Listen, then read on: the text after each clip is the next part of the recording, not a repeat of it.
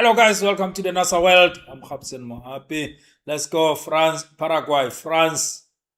Uh, After that match of Morocco winning 3-0 against Canada.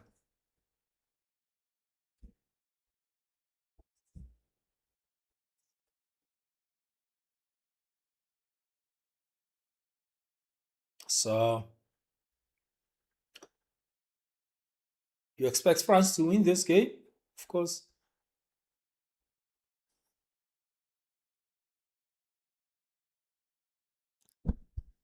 Against Paraguay. But Paraguay shocked everyone. Everybody after beating Germany on penalties.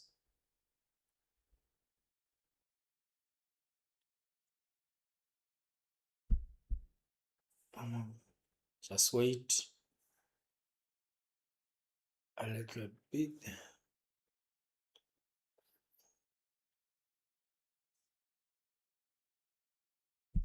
Of course. Maybe this game will end around 1. Maybe.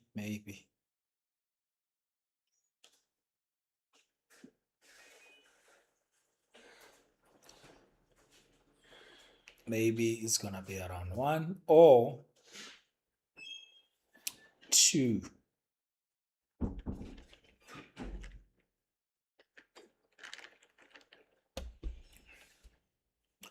Mbappe on 6 goals.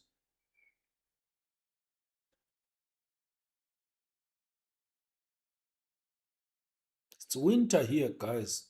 So cold.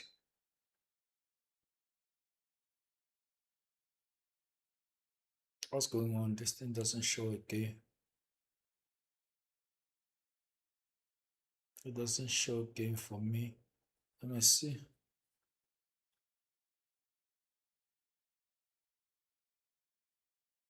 Let me see.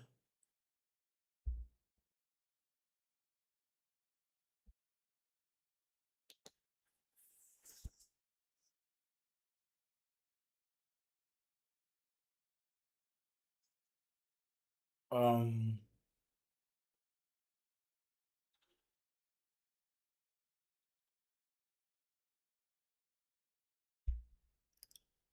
what's going on with this thing?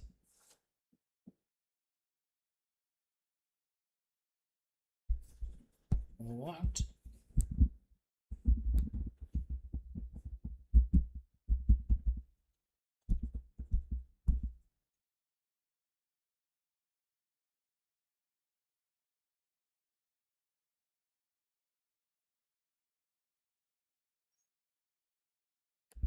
Okay.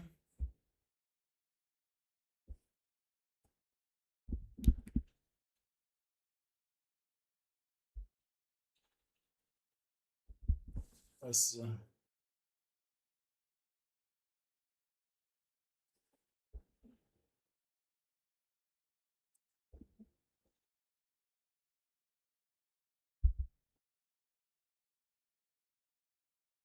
let me see. I think it's going to be fine from here. That's it. That's it. Let's go. Dembele. Immediately.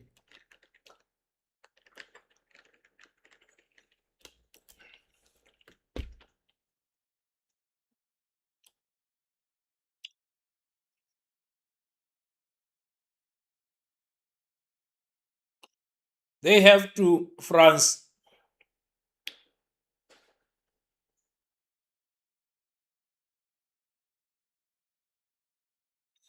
Be careful of Paraguay because this Paraguay, what they did against Germany,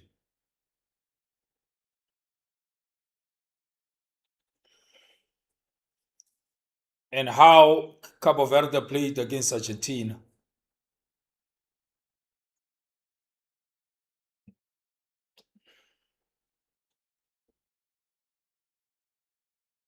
Upamecano.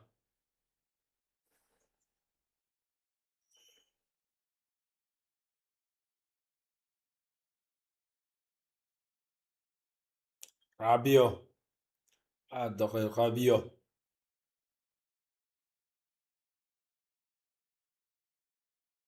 They have the ball, France. Makano. Eh, that's all he said. Paraguay formation. They are playing five at the back, 5-4-1, and of course France 4-2-3-1. They will go for this.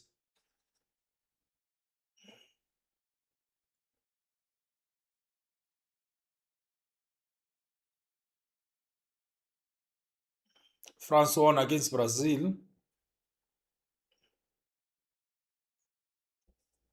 because here is South America against Europe,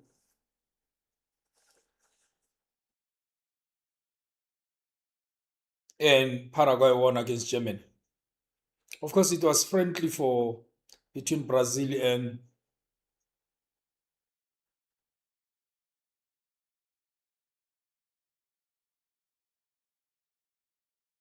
and Paraguay and France, and then between Paraguay, it was a competitive match.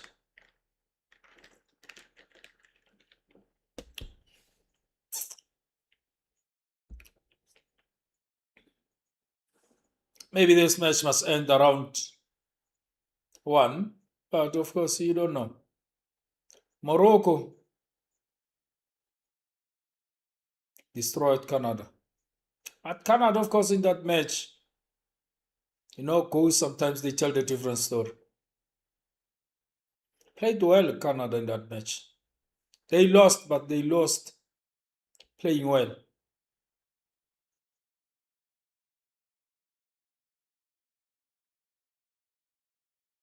We'll have a rest today because after this game, the next game is going to be Brazil, Norway, 10 o'clock tomorrow evening.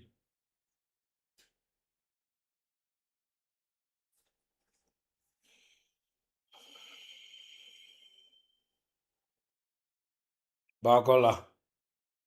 Look,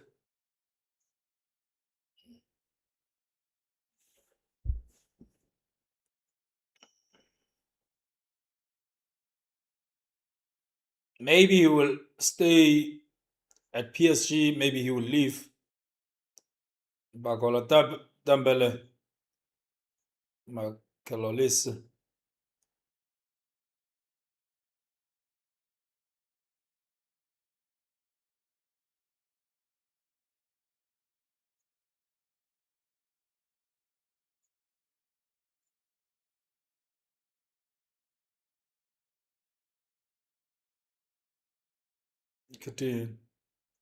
Oh, yeah. Corner for France.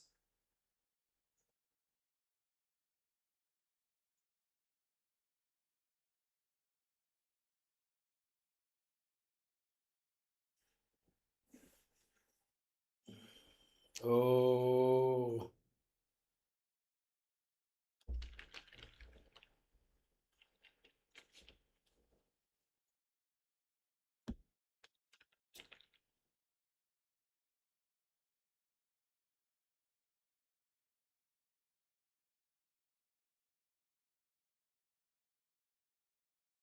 of course, tomorrow after Brazil against Norway, the next game is Mexico, England. What a tough game for England.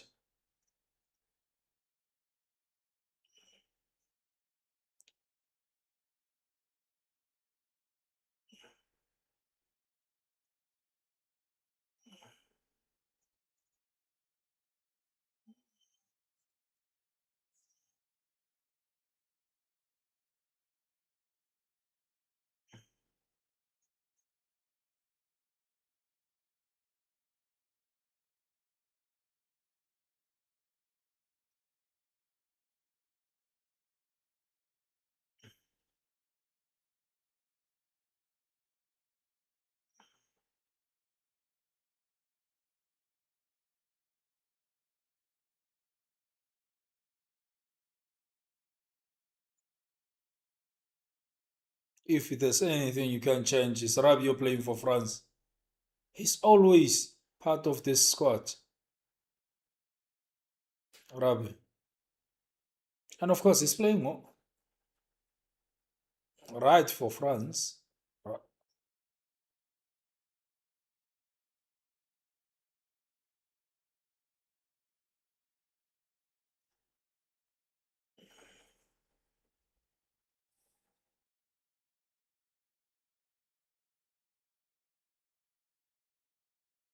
Okay.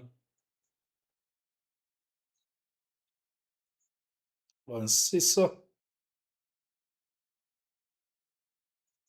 Siso.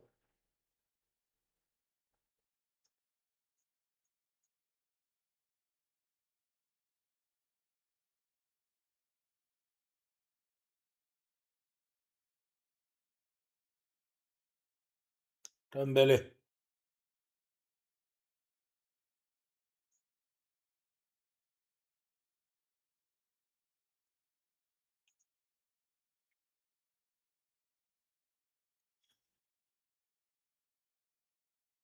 Pakola. As. Pape. Dembele.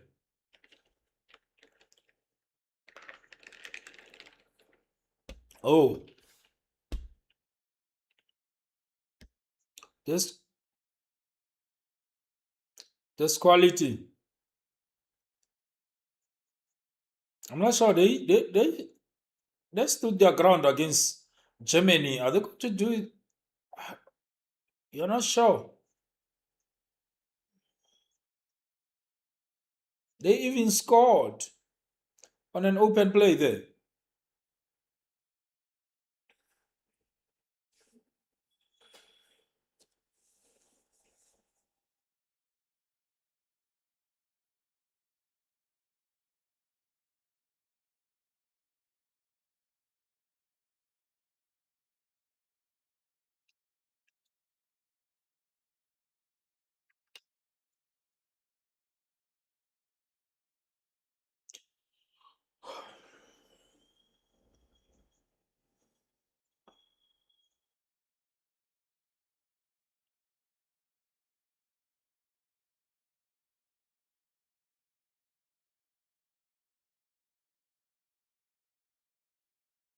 Laisse.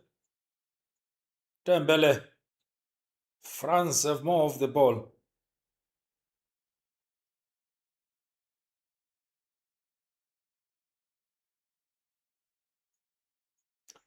Oh, he was trying to pick Bakola.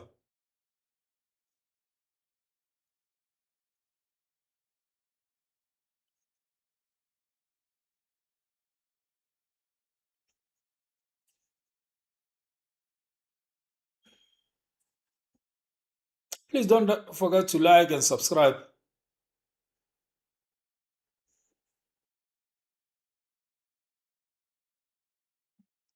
So,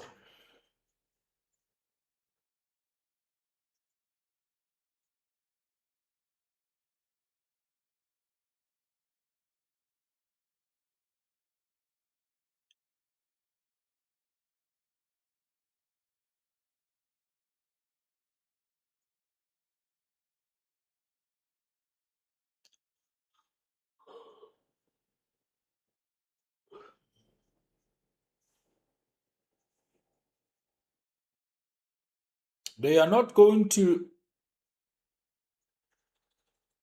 keep the ball, Paraguay. They will give it to, but remember, they are not overwhelmed by France because they are used to play against Brazil and Argentina, Uruguay. So this is another match. They take it as another match, big boys, which they have to make sure that they get something out of it. Only say, look, which one?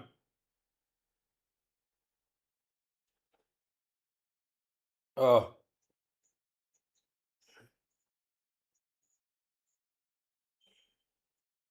Listen, they got too many options there. Saliba.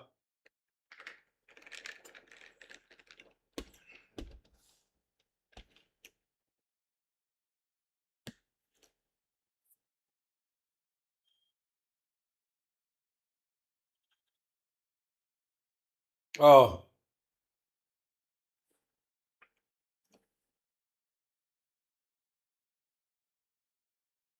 this is a round of 16, of course.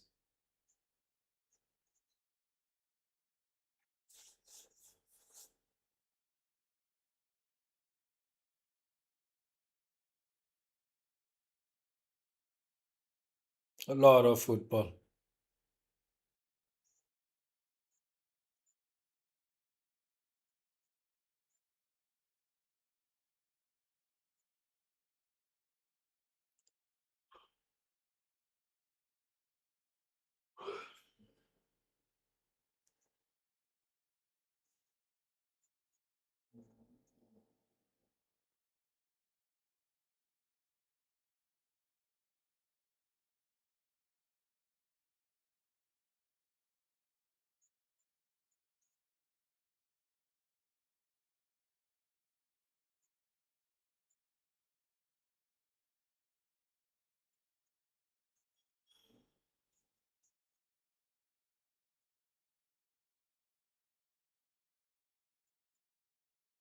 That's all he said. Saliba.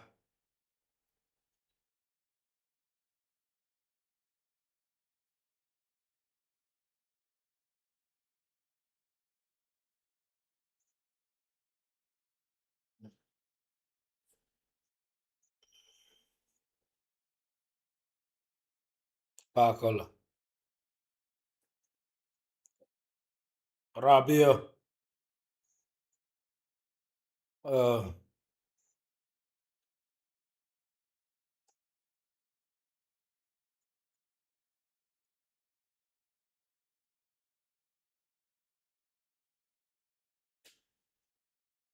but the movement of France, they have the ball and they are making sure that they suffocate this.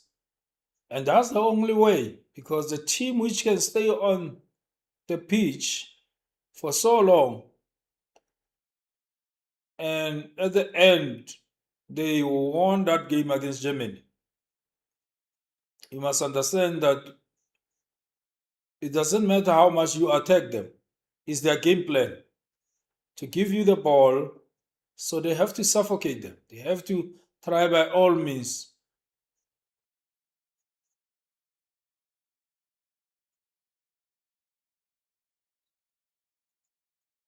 Oh, all you say, oh,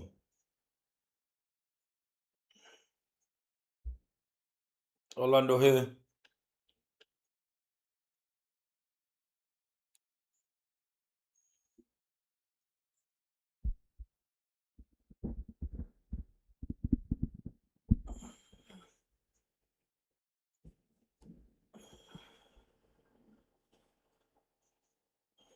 Of course, Morocco started very slow, but a big team as Morocco, they ended winning that match comfortably.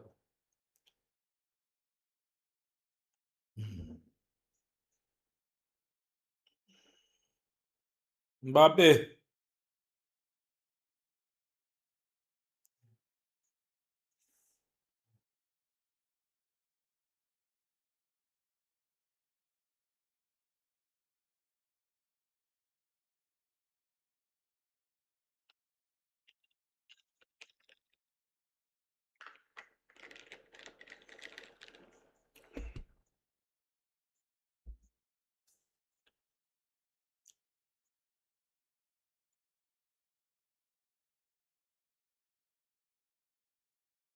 that's all they say. Wins the corner.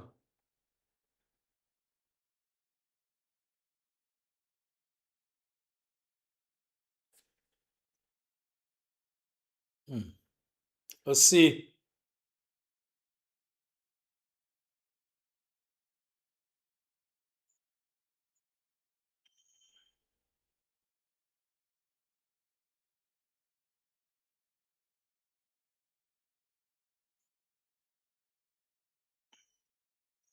Oh, blocked.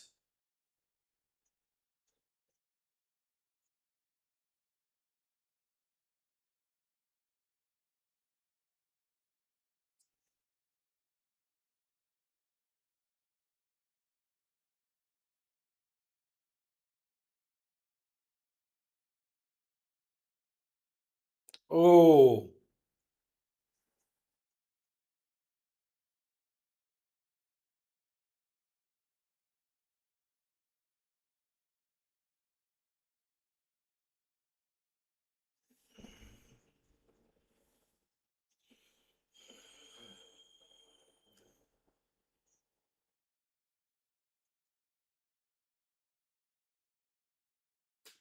remember Al Nassr signed Edge Postecoglou. And if you want, there's a video you can check on the shots on this channel. Postecoglou, there's a video. And please, when you arrive there, like the video and share the shots. I'm going to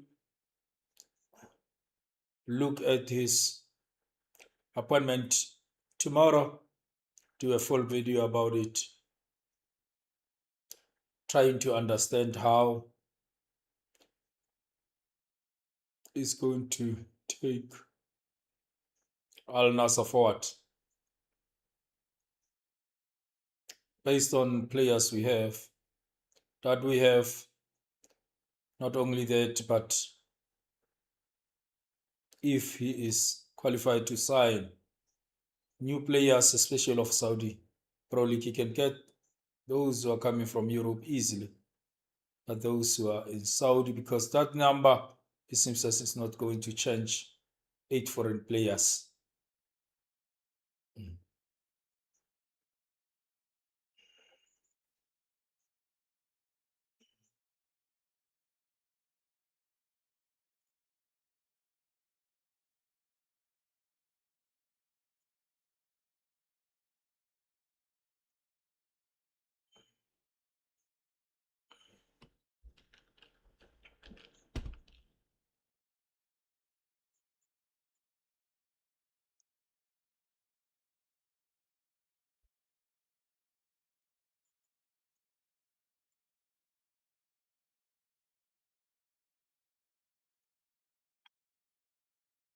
It's so hot here, 37 degrees Celsius.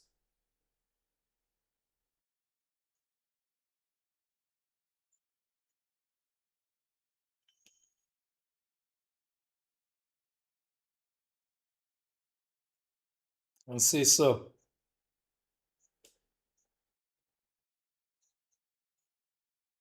Slowly, slowly, they are starting to be part of this game, Paraguay.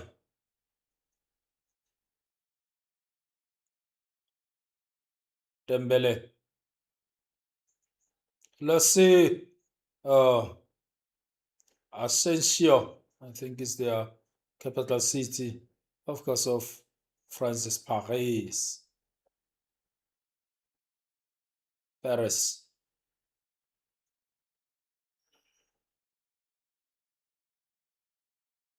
Asensio. Oh,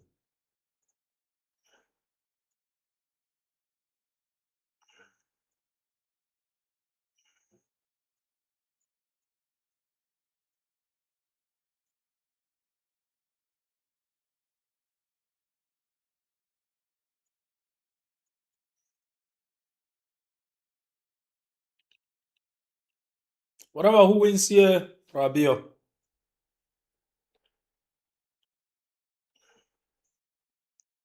Another corner. Whatever who's going to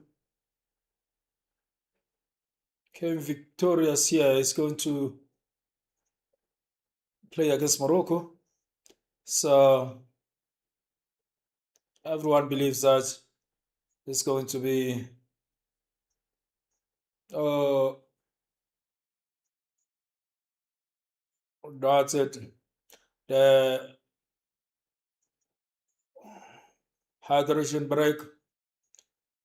Of course, everyone expect is going to be expect that it's going to be Morocco and France, the rematch of the semi-final of 2022 of 2022.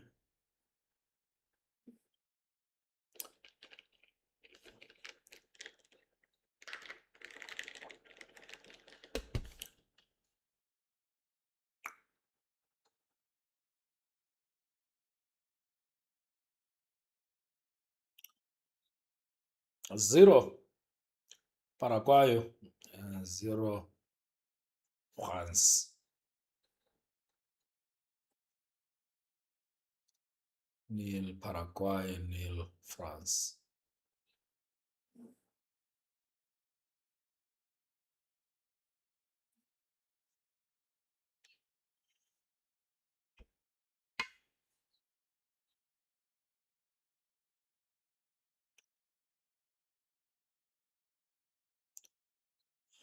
Of course,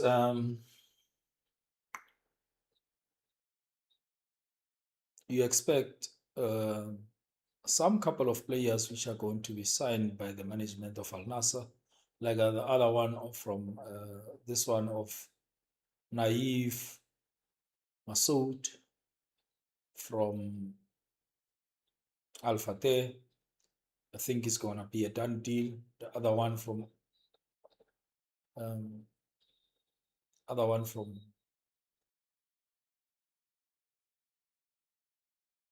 um,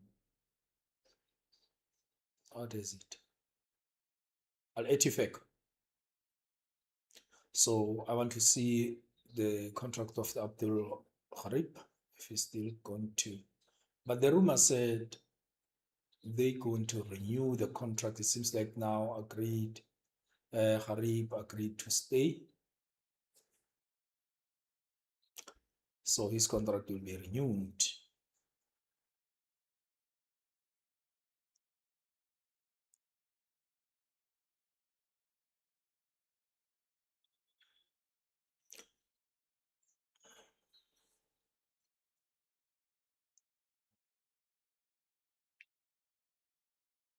It's gonna be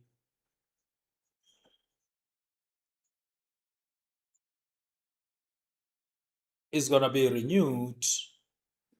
The contract of Harib. Um,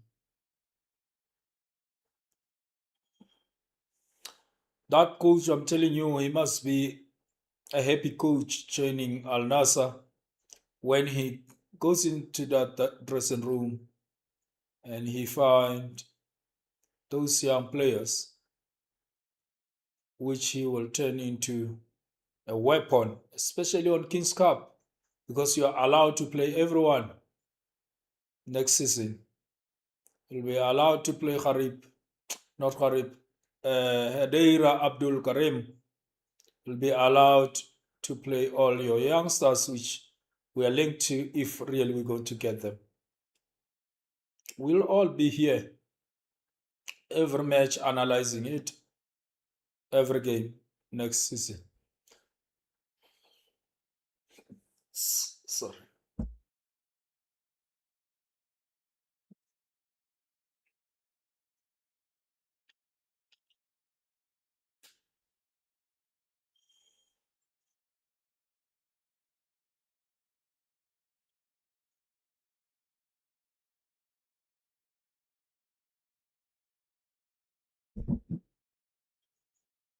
C'est ça.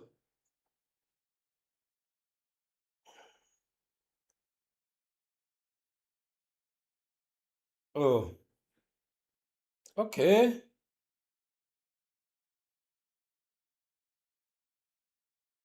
Oh, oh, Pamakano. Wow.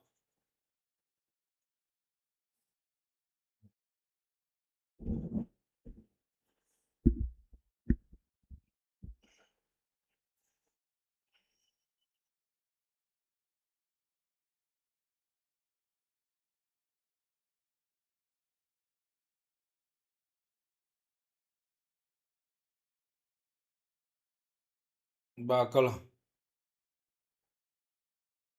Yellow card. For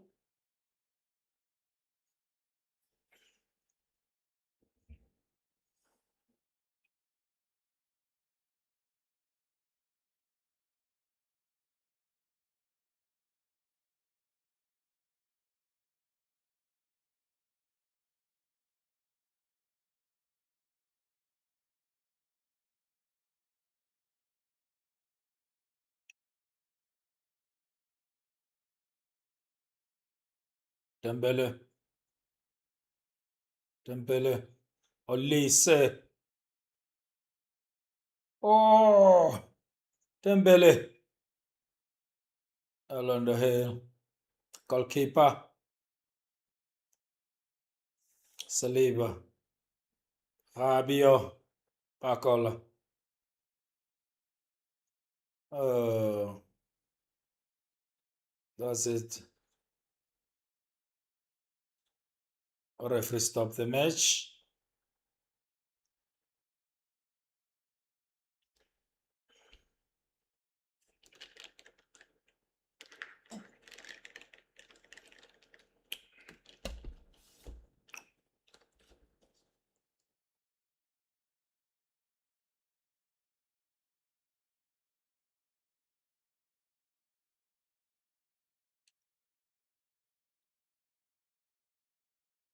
What a game, Portugal, Croatia. That game. Wow.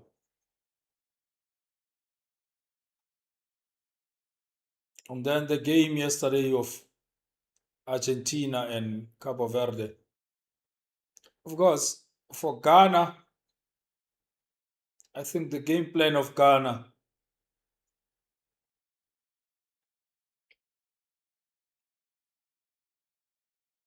was not a flexible game plan to do anything to Colombia. I mean, Colombia won 1-0, 1-0, but by chance,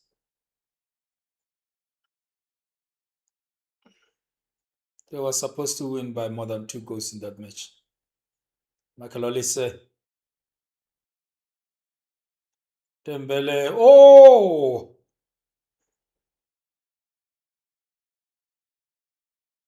he was on. Mbappe.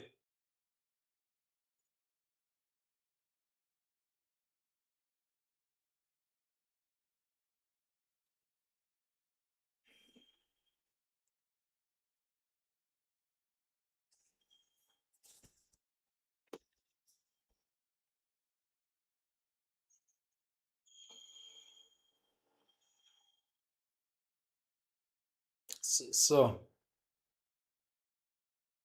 Upamecano. That's they have quality France, of course. Paraguay will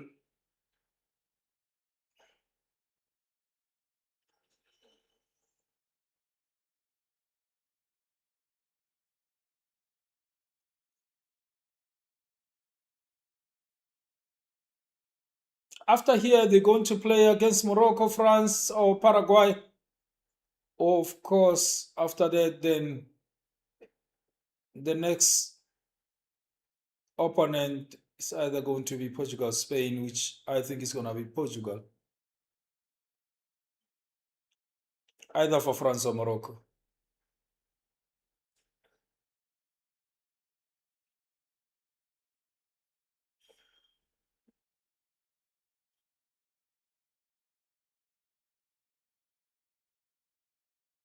You remember Germany started and win by 6-0. Rabia, oh, he took a shot, fires it to the crowds. 6.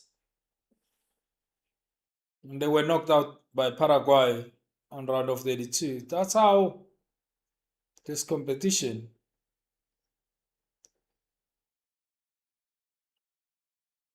You need to grow with this competition.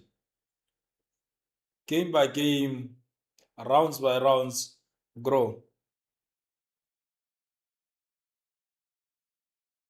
And then when you look at PSG for this time and the last time when you win the Champions League, the time they won first time and winning it right now, uh, this last season actually, they grew during the tournament. They started badly on the league phases because it's no longer group stages, but they started to grow when the competition progressed.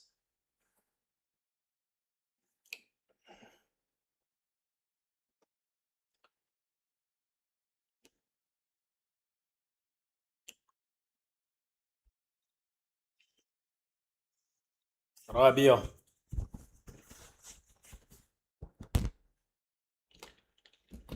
Oh,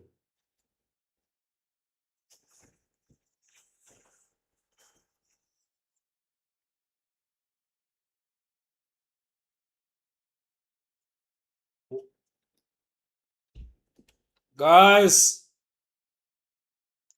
it's too early.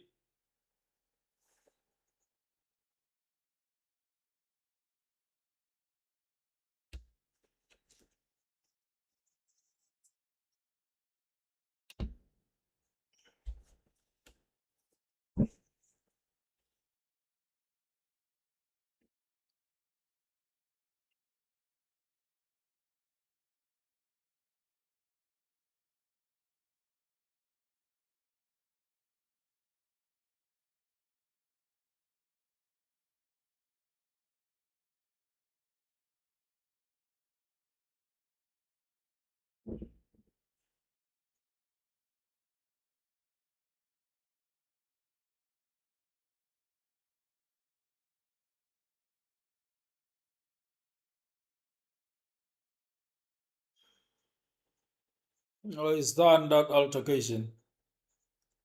It's done that altercation. Police.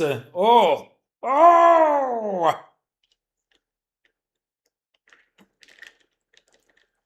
over the top.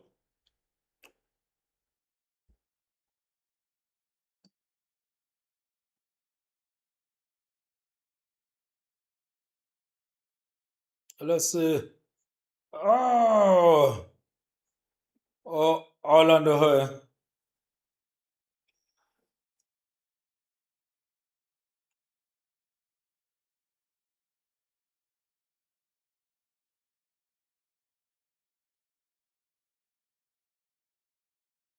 I think it's a unique play. This one is not the same as Canada.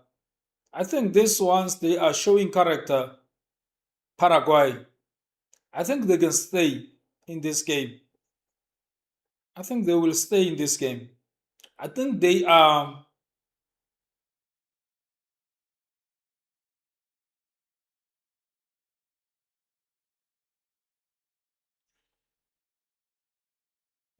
I I think France must look at this and understand that Paraguay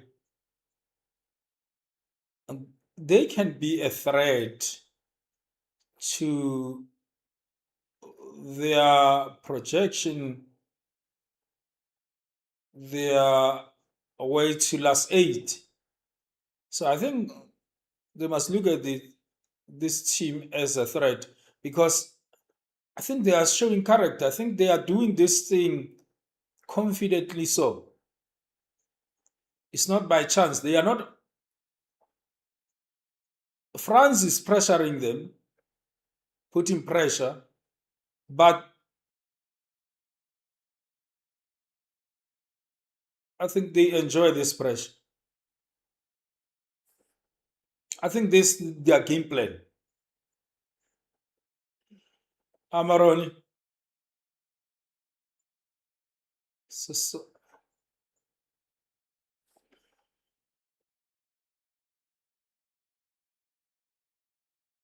goal kick. Look how they are taking the ball from their side to the other side, which is the side of France. Dembele, Mbappe going down.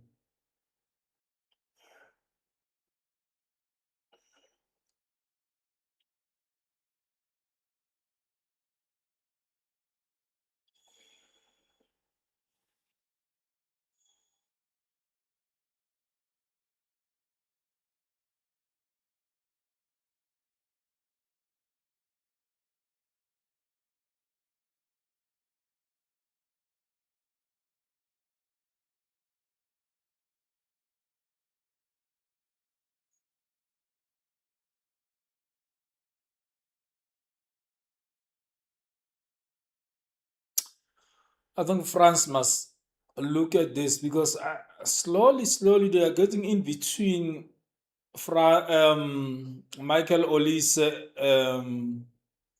Dembele, and Mbappe. But if they can keep them like this, and they are taking this,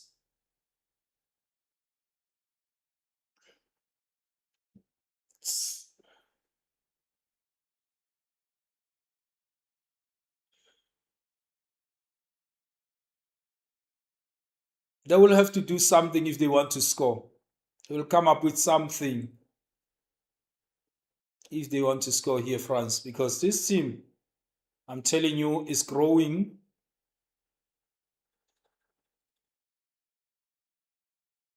And this, it seems like it's their game plan. That's it.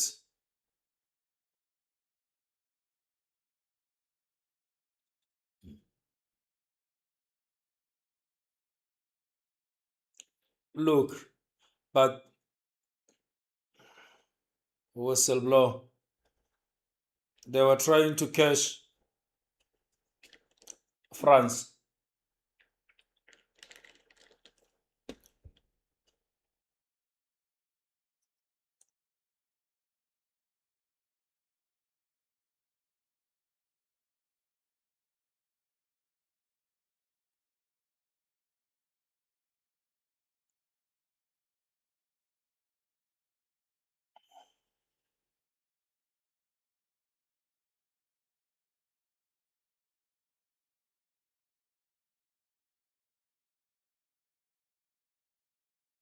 Another corner, another corner.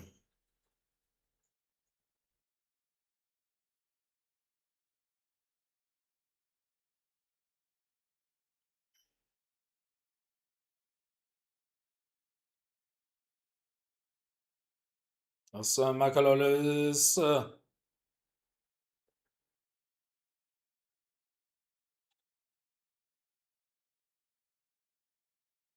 Tina.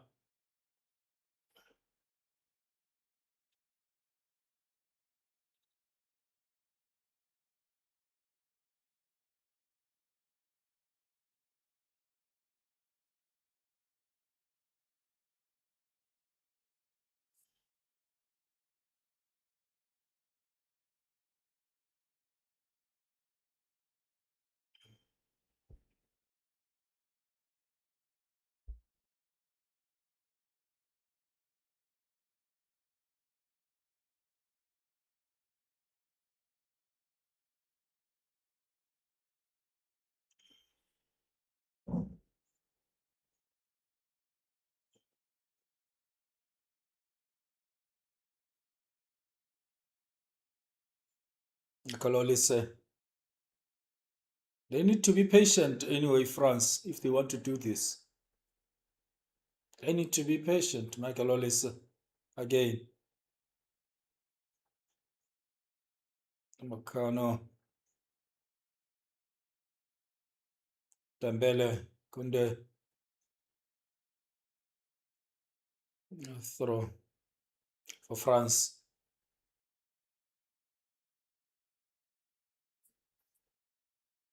They don't have to be impatient. They need to be patient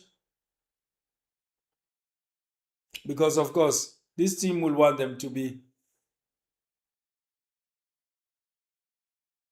firstly, to lose their cool. Kone. Uh, I'm telling you, we can all now be aware and be alert and agree. This is the game plan.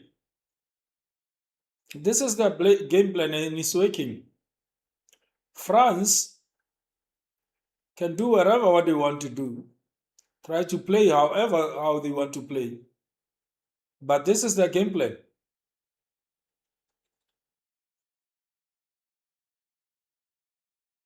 This is their game plan.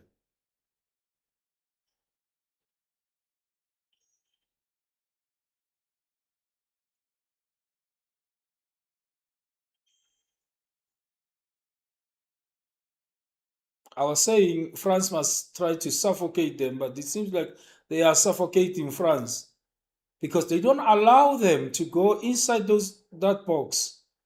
They are pushing them so that they can shoot outside the box, and it's gonna be easy for them to deal with those shots.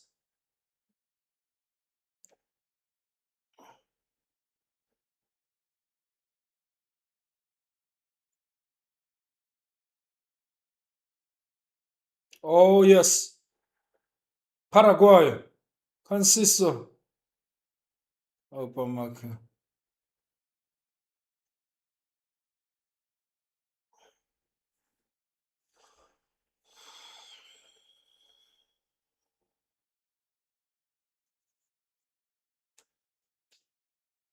Hmm.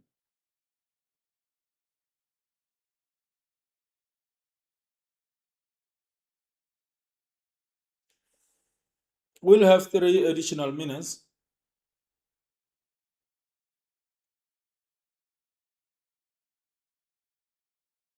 Rabia trying to do something.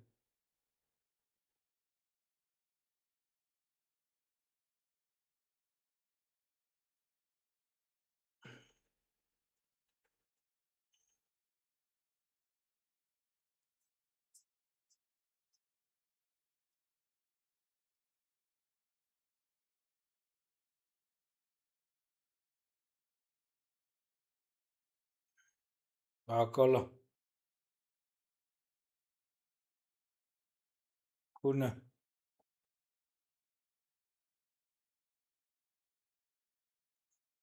and Siso.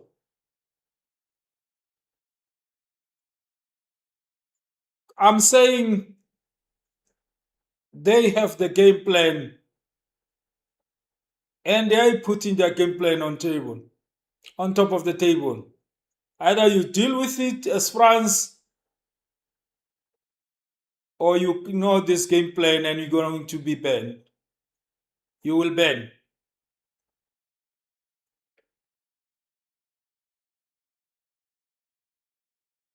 Either you're going to deal with your game plan or you get banned. Hmm.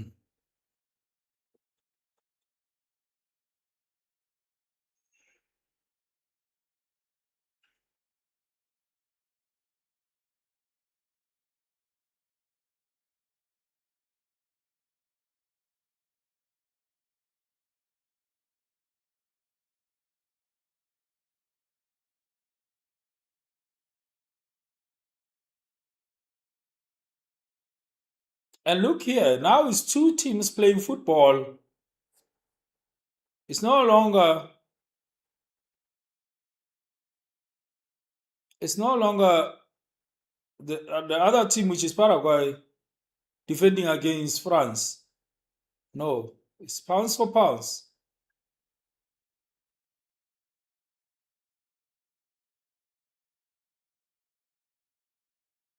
I'm saying this is a dangerous opponent for France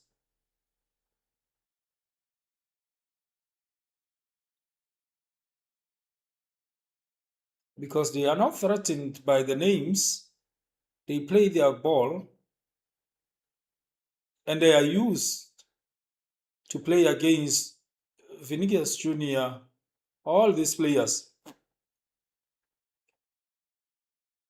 So for them, it's another game of another stars.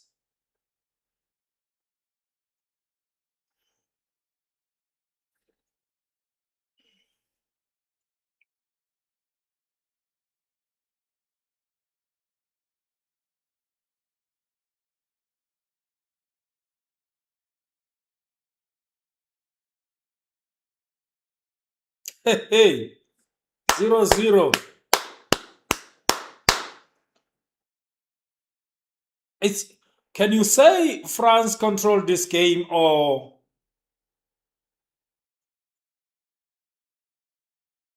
the game plan of Paraguay works?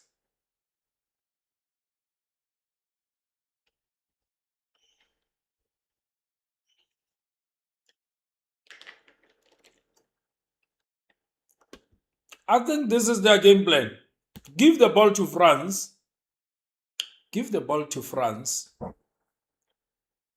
Allow them to have the ball, and you'll take it from there. I think. I think that's it. But um,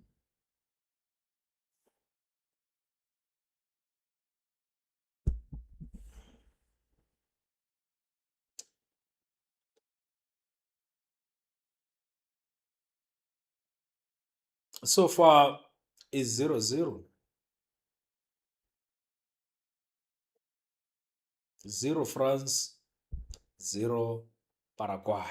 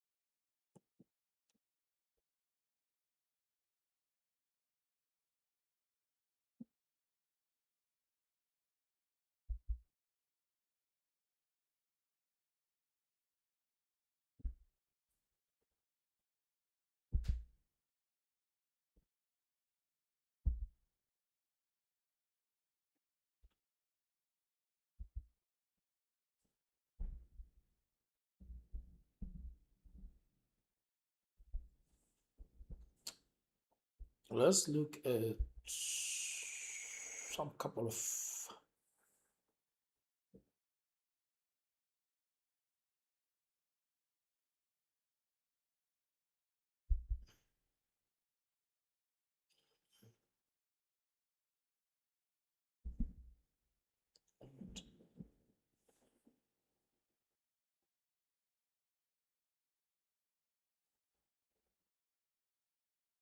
news.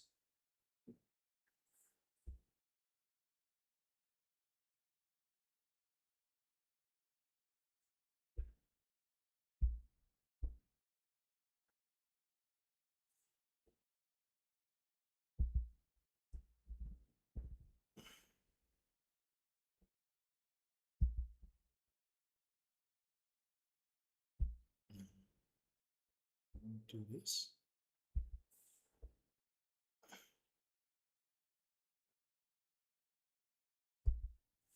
Thank you.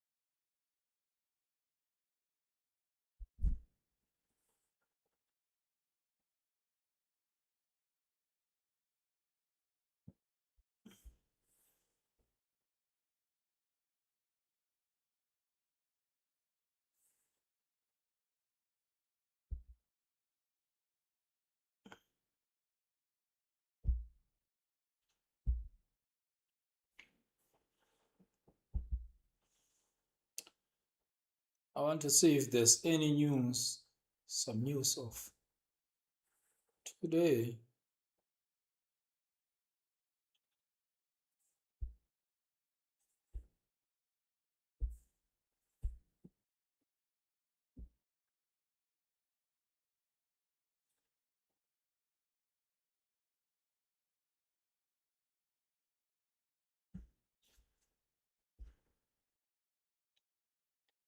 Hmm. Do I want to watch this, to look at this news? Let me see.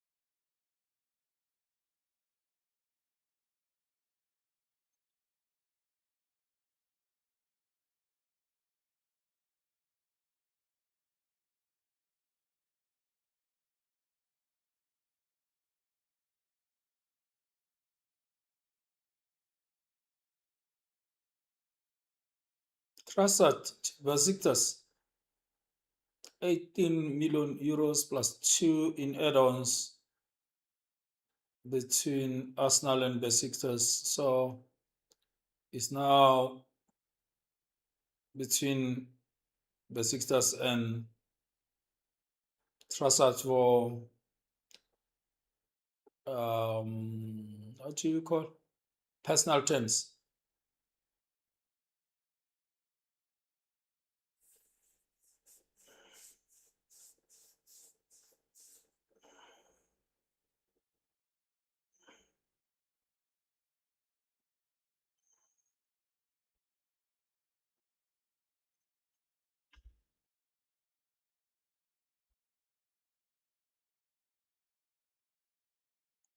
Meaning either Bacola or Rogers will come to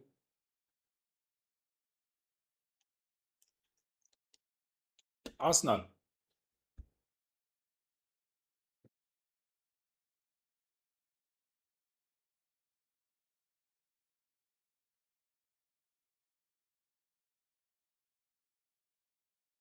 Mozambique,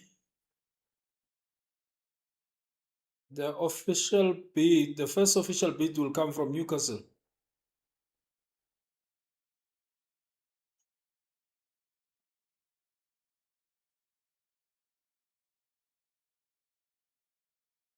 To Freiburg.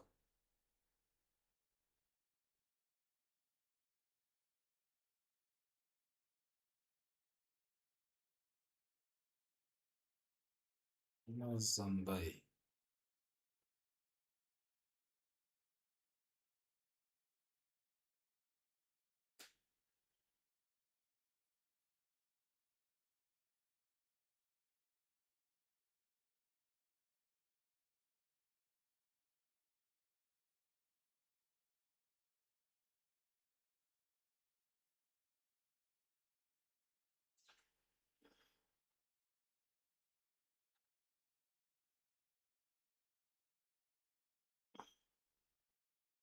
Granit Xhaka. They don't want him to leave. They don't want him to leave Sunderland.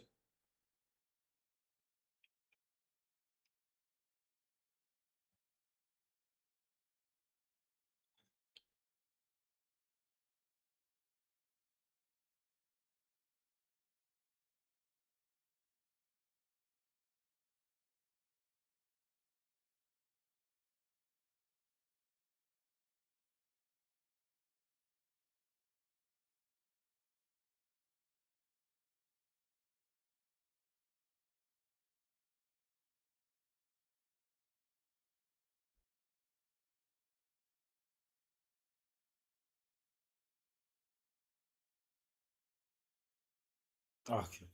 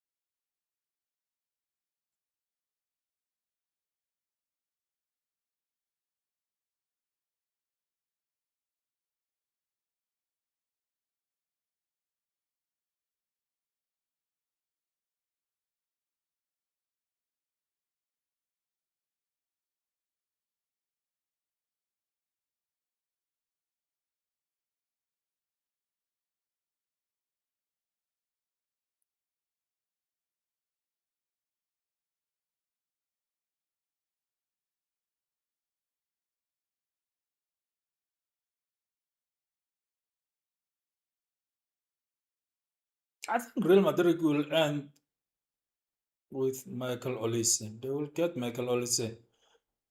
I don't think this season, of course, this season is clear, but they are not going to sell this player. But next season, or 2028, 2027, 2028, or 2028, 2029, I think they're going to deal with this player the way they dealt with the issue of Christian. They're just going to respect Bayern, but they will negotiate with Bayern until N, Michael Olise then will leave in 2027, 2028, or 2028, 2029. But this is the player of Real Madrid.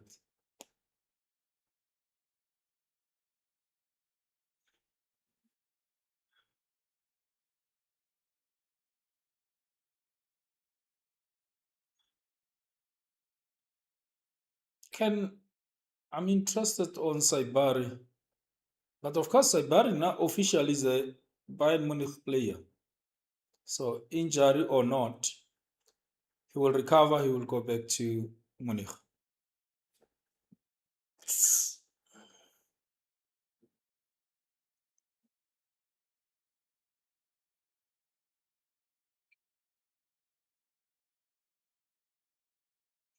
Morten Human to Athletic Madrid.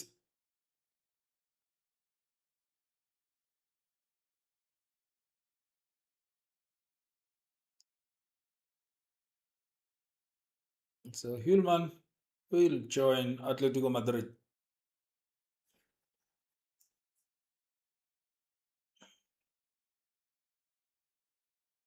All of the news by Fabrizio Romano. That's it.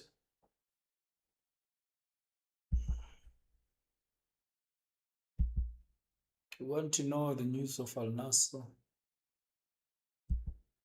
after we.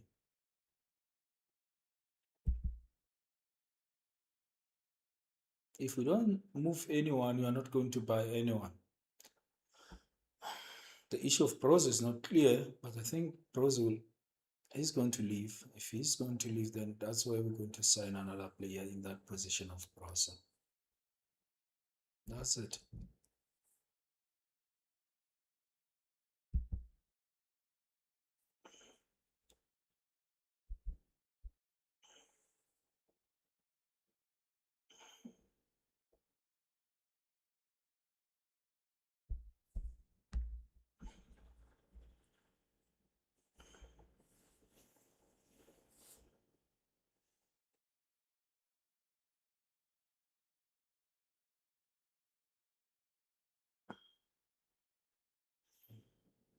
France led by Mbappe.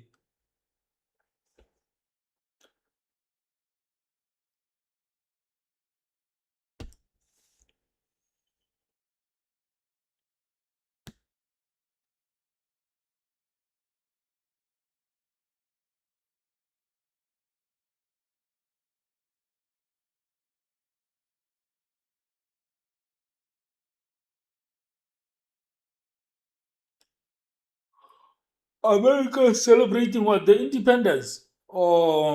What? 250 years of what? Of democracy.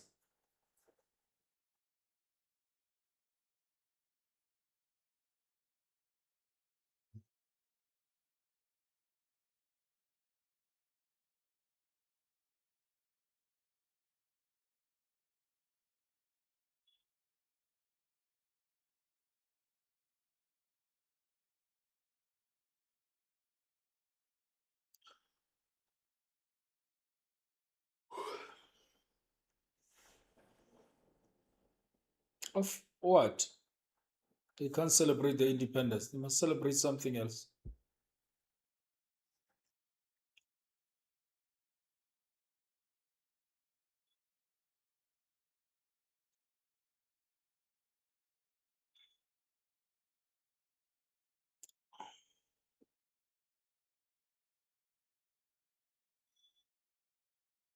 We are going. That's second half already on the way.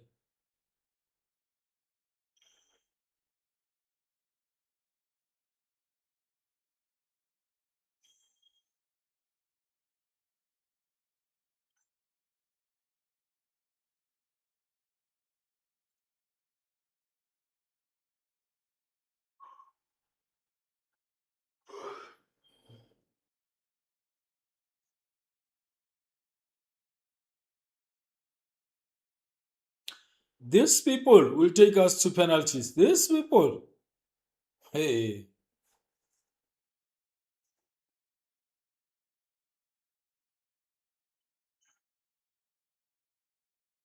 Or to extra time.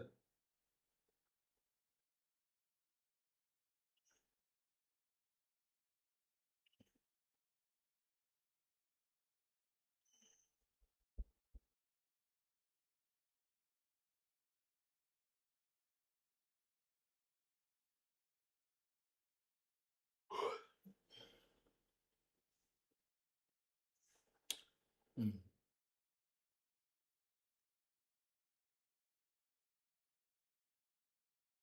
I'll remove this thing very soon. I'll be fine. Maybe tomorrow or a day after tomorrow. Today, not tomorrow. Today. I'm sorry. Today. Maybe that game. Opamakan.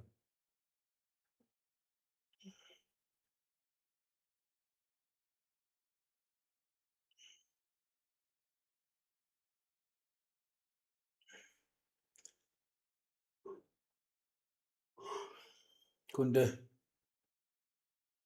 Dembele.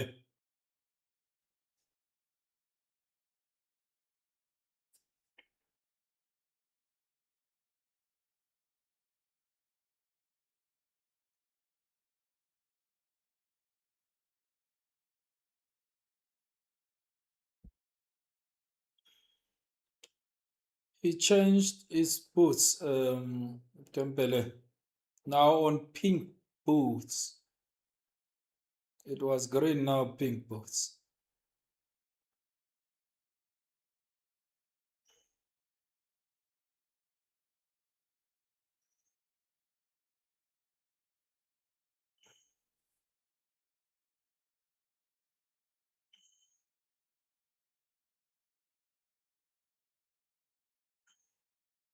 I think Michael Olise moved from blue to white. Mhm. Couldn't.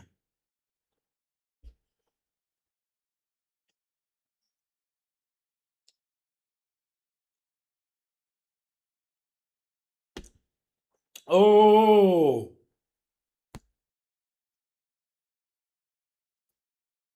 Rabio.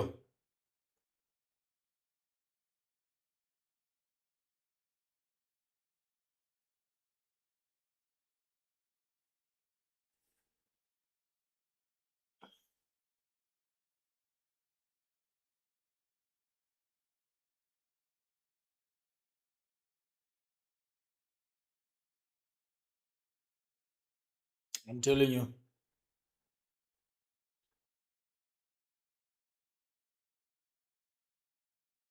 Let's see. Paraguay. That's it.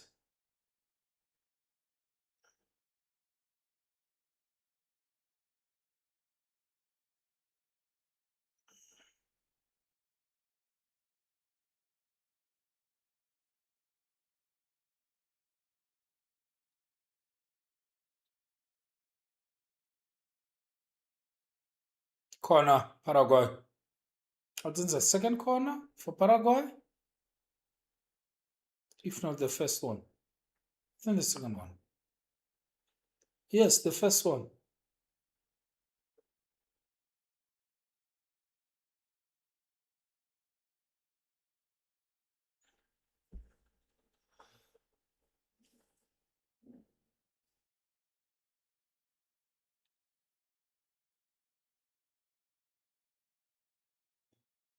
Let's go.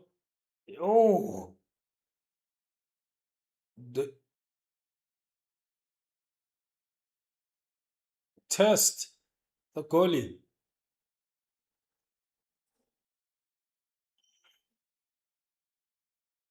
I love the direct corner.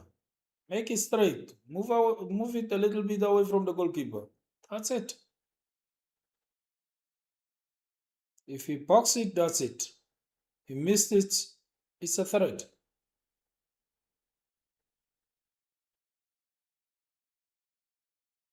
Mbappe. Mbappe. No.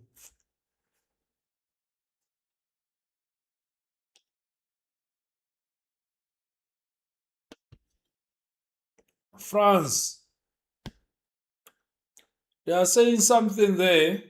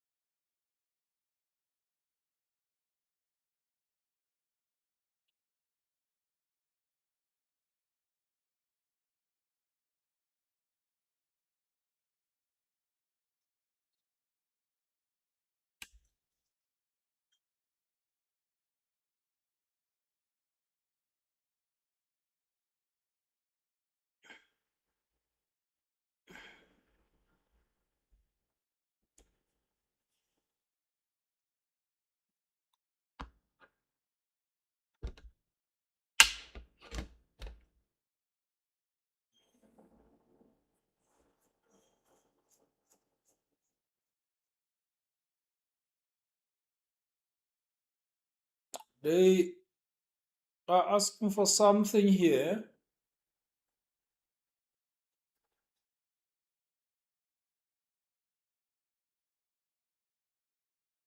but it's done.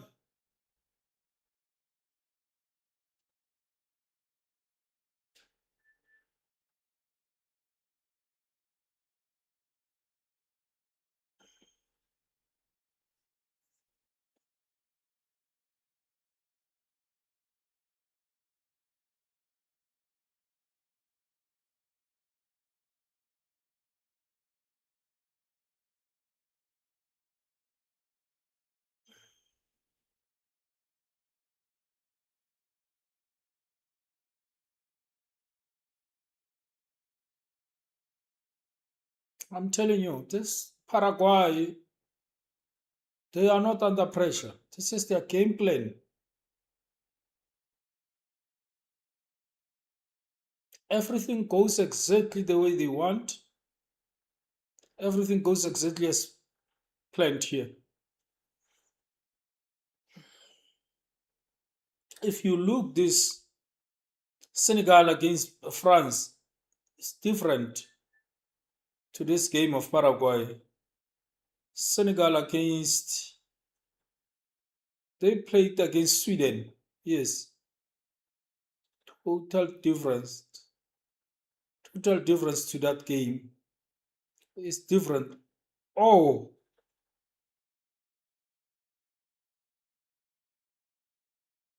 Londo here. Just like that. Another corner.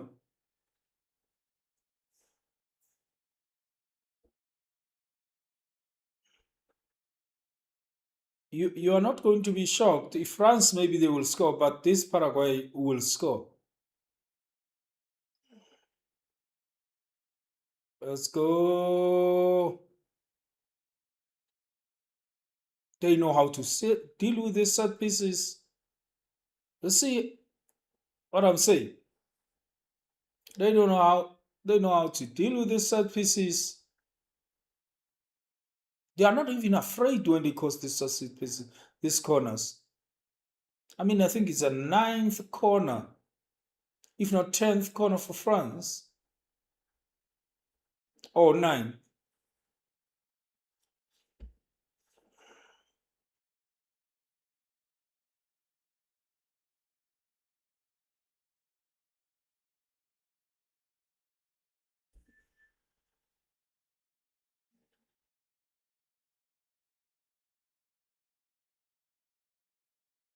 Another corner.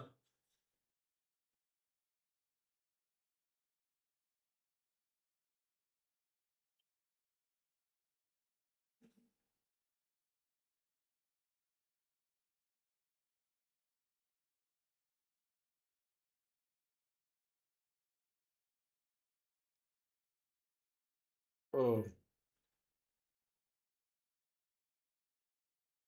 Mbele. That's it.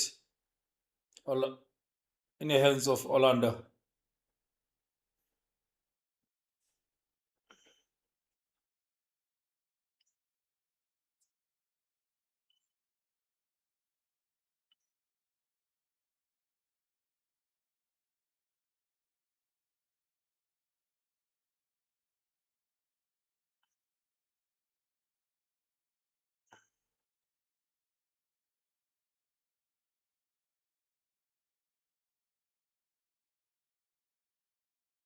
Dembele.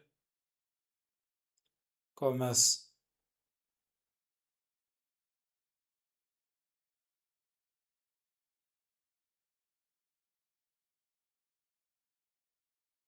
Holland Siso. Oh,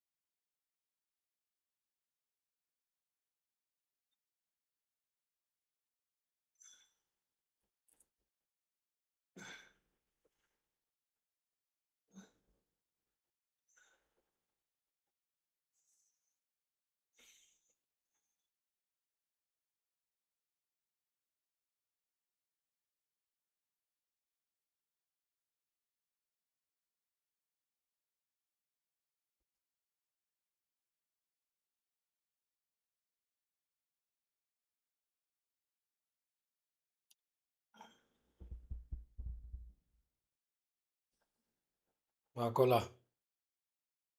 Bacola. Bacola. Ah,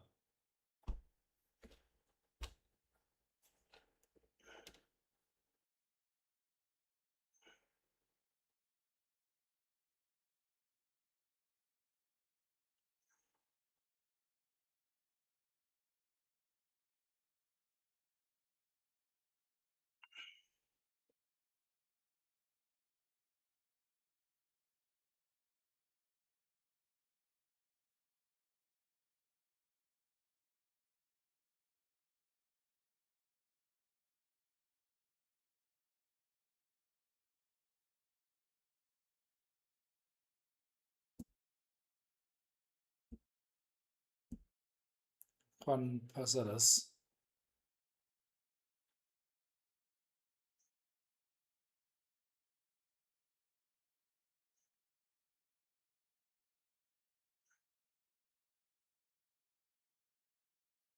I'm telling you, that's the game plan, and I'm afraid this game plan is going to work for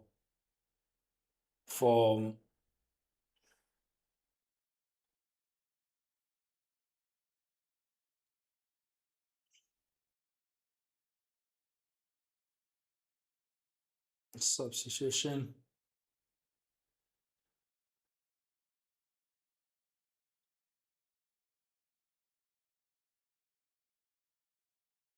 It's Paraguay. I'm afraid this thing,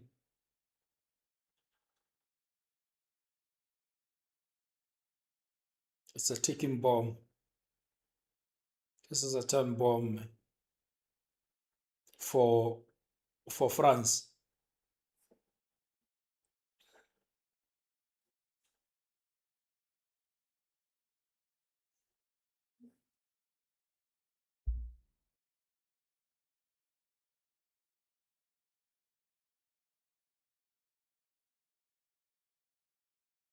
Desert Due coming in. Bacola getting out. He's going out.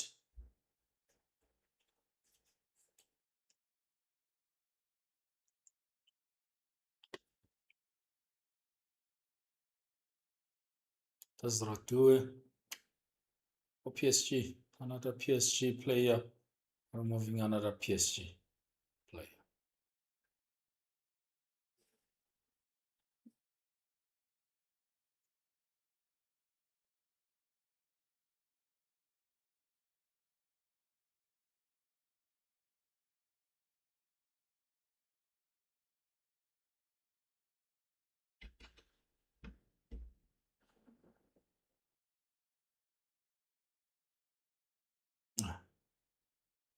Due.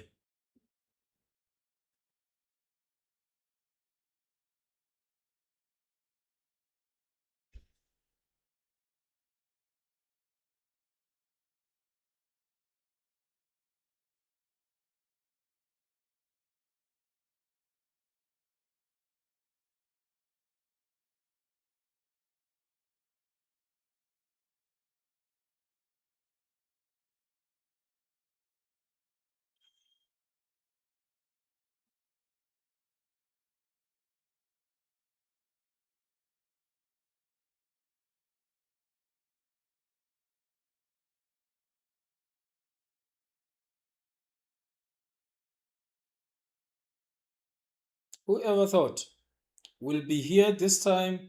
Zero Paraguay, zero France.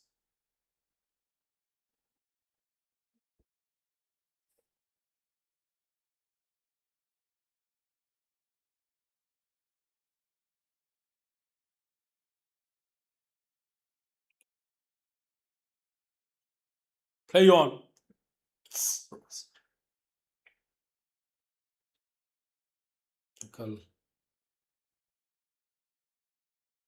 Dambele.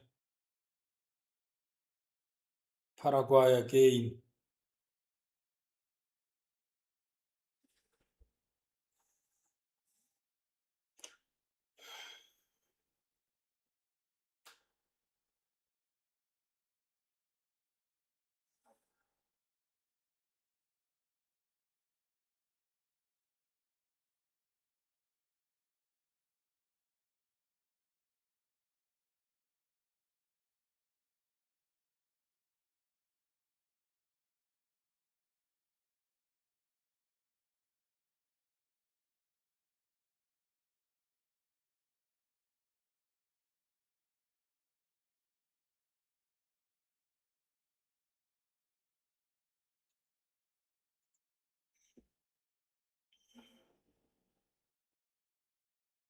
Let's see some.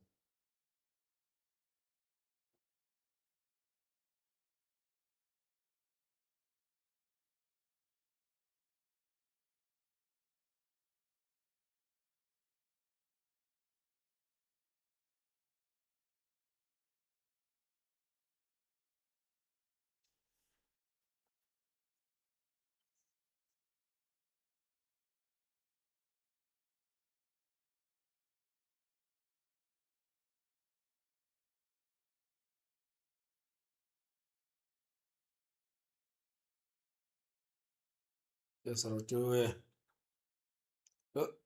Can you?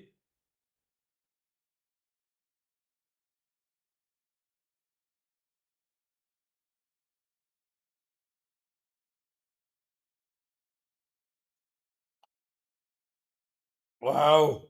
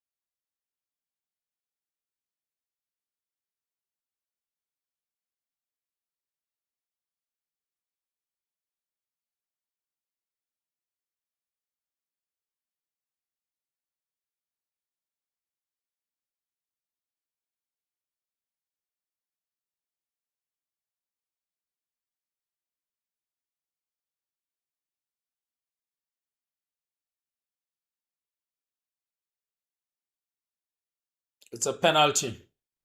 It's going to the monitor. It's a penalty.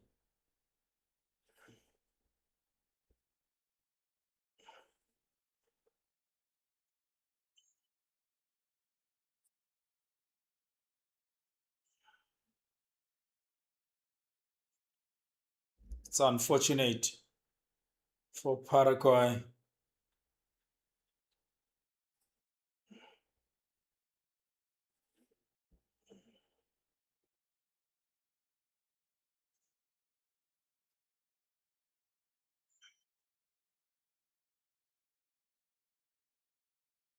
It's a penalty. Mm,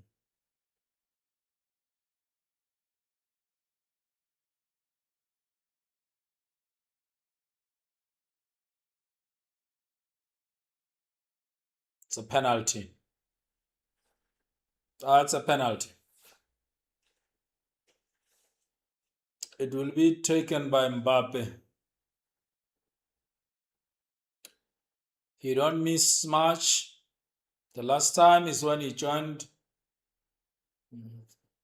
Real Madrid on those first matches. But he has regained his confidence both for Real Madrid and France. It's not me. Let's see. But you have the goalkeeper who is very, very good in those poles. Maybe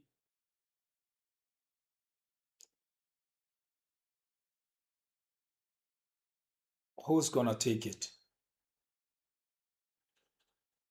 I thought it's going to be Mbappe. Seems like it's going to be Dembele.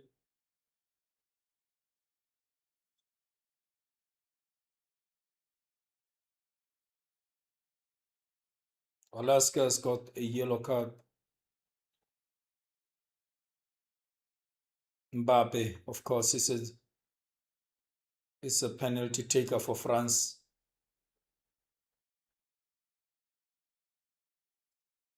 This is not going to be easy, this penalty.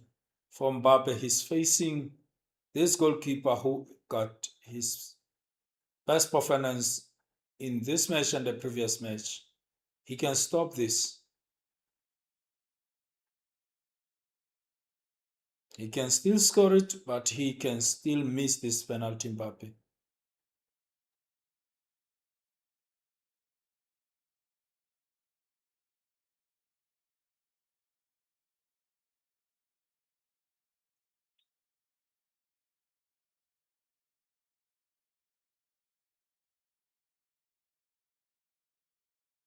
Let's see, Mbappe. Mbappe. It's a goal.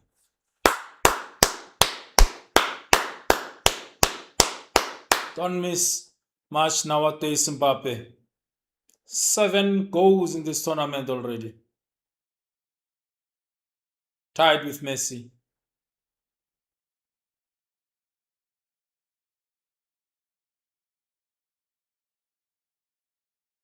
In this tournament, not this game. Sorry. Tied with Messi, of course.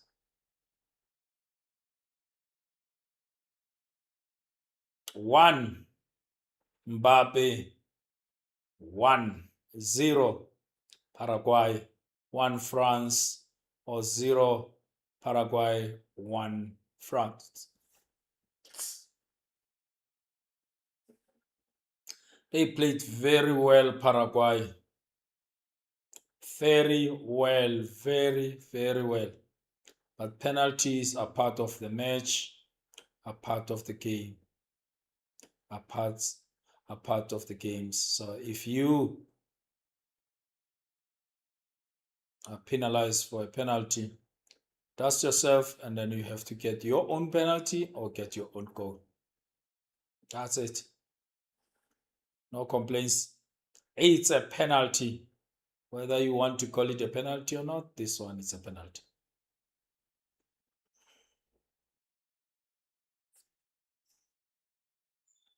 Let's see how they're going to respond.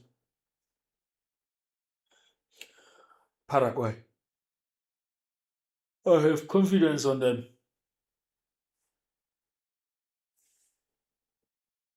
I have the whole confidence on them.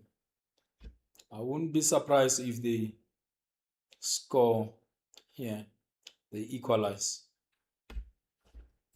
in this game.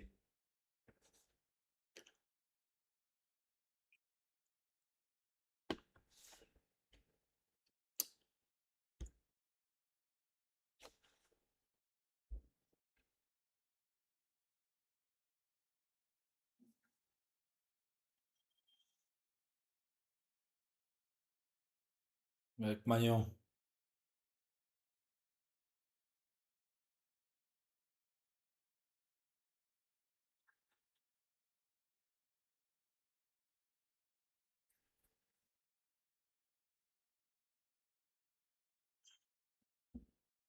Another heavy. They must be careful. They must be careful, Paraguay, because one mistake they will receive, their players will receive another booking, and it's gonna be a double booking. They will go for a red card. That's it. A little bit of break. They call it hydration break.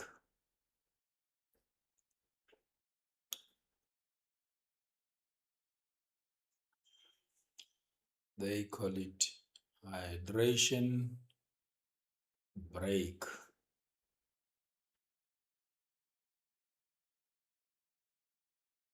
I think it's going to. Do you think Paraguay can to score? I wouldn't be surprised if they score Paraguay. I'll see after this. Of course, they will have to leave now their box. They'll have to leave their center half to go and get something.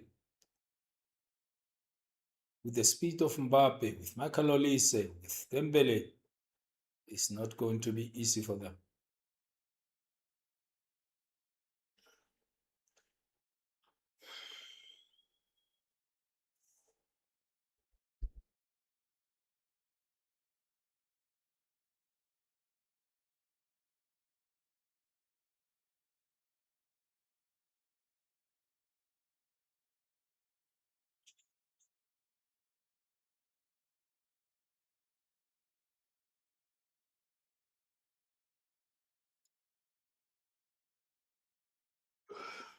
Our first game can be one of the worst performance, worst games ever. I mean, Paraguay, who believes?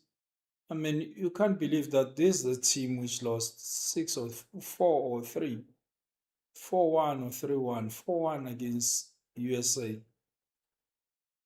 They then came back and win 1-0 against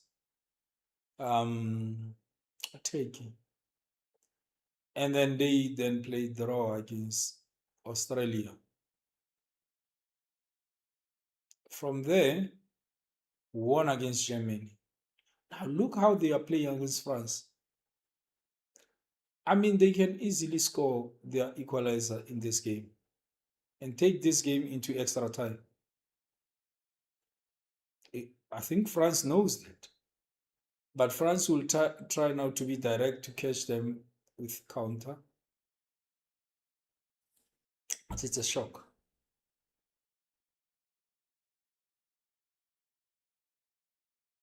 Because immediately when they, after that loss of 4-1 or 4-1 of USA, I said Paraguay is out. I thought Turkey is going to win against Australia. When um, um, Turkey lost against Australia, I said, okay, Turkey is going to beat Paraguay there. They lost against Paraguay.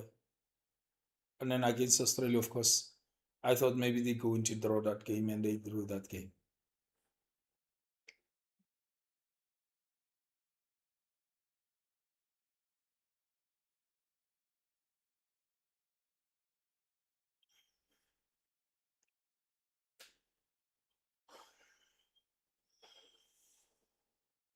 Let's see.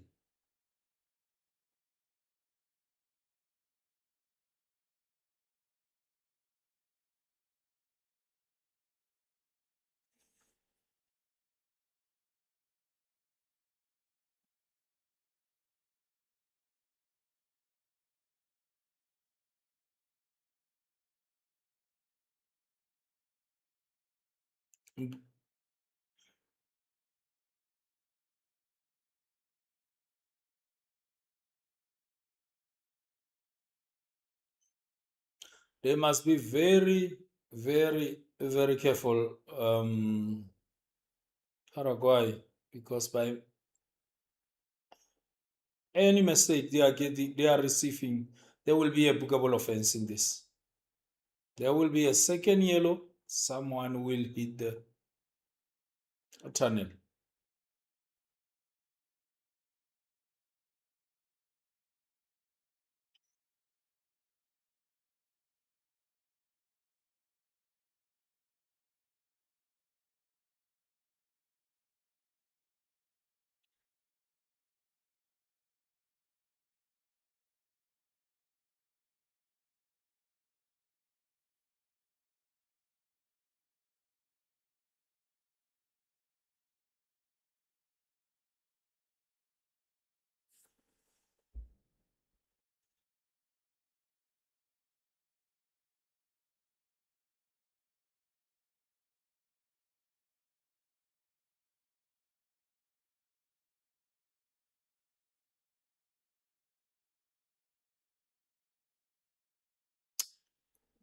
That game of Spain, Portugal, Spain is going to be one of the toughest.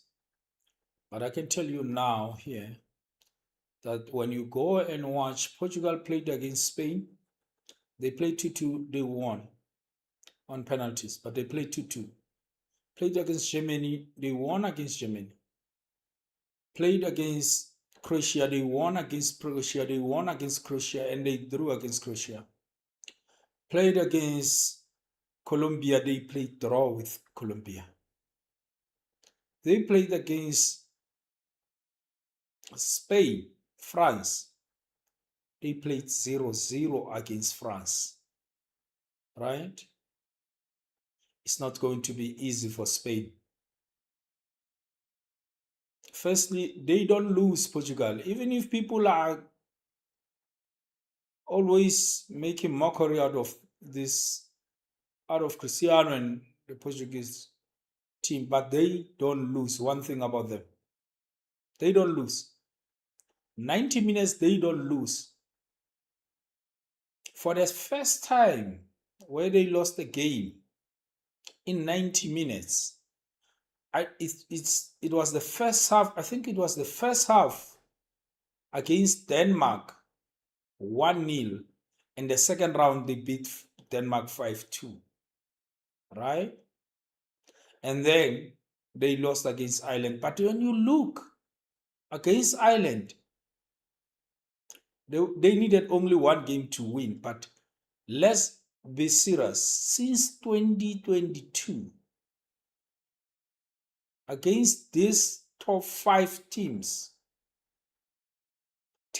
top 10. You can say that.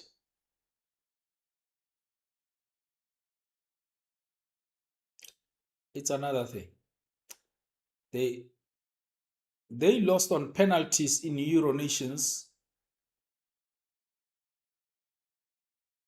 They won on penalties on Euro Nations League against Spain, against France. They lost on penalties, but it was 0-0. They did the same thing, winning against Germany, winning against Croatia. I'm saying if they score firstly in that game, it's going to be tough. But even if Spain can score, it's still going to be tough for Spain in that game, looking at this sequence of events.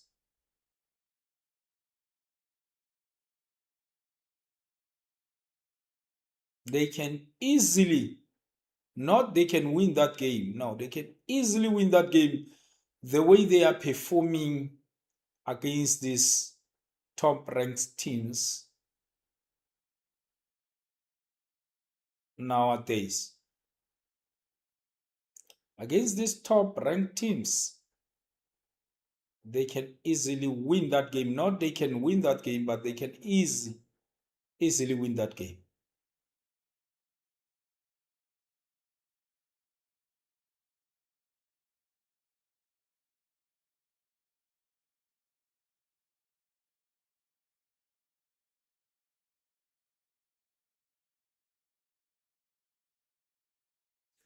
They start to have that mentality of a big team, Portugal, and started somewhere after this World Cup of 2020. They started to have that mentality. I don't know. Maybe there's something with Roberto Martinez, which they don't accept losing. They went to Euro Nations where everyone was they were bad. They were not. They played the last. It was either them or France. It was either them or France. It was different compared to the World Cup because the World Cup they were knocked out by Morocco.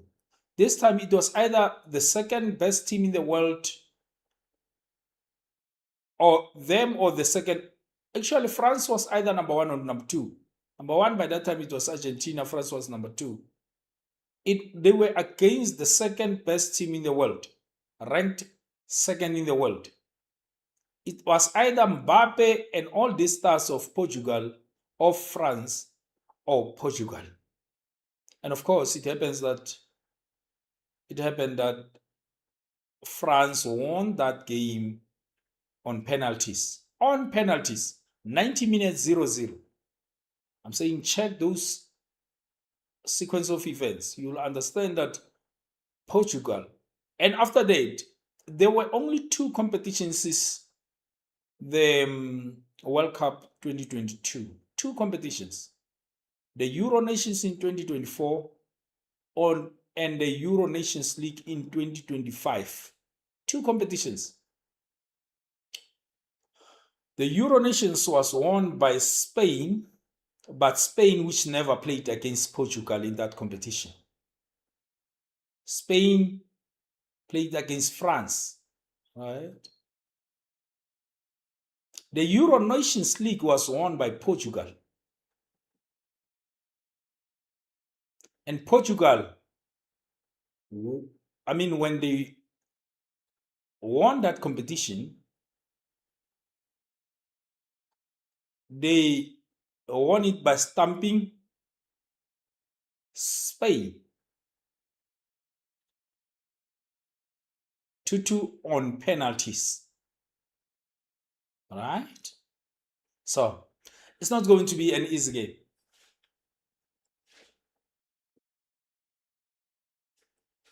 Frank, it's not going to. I'm just saying that that game of Spain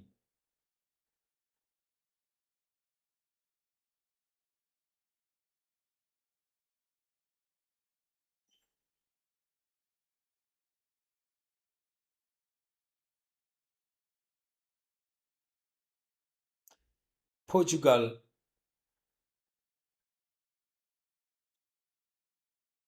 everything is pointing Portugal to win that game. Of course, it's pointing Portugal.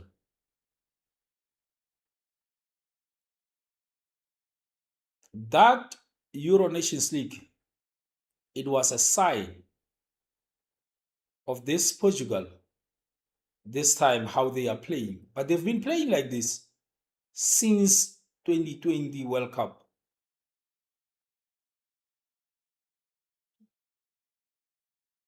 Right? They've been playing like this.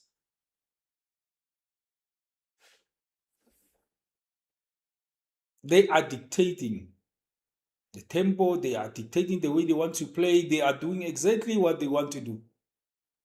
They they drew against Congo. They then drew against Colombia. And they were not playing well. But they didn't lose against Colombia. They won against Uzbekistan 5-0. 5-0 in that game. 5. And they qualify. The first team, Croatia. Croatia scores first in that game. Remember in 2014, in 2018, Croatia went to the final of the World Cup.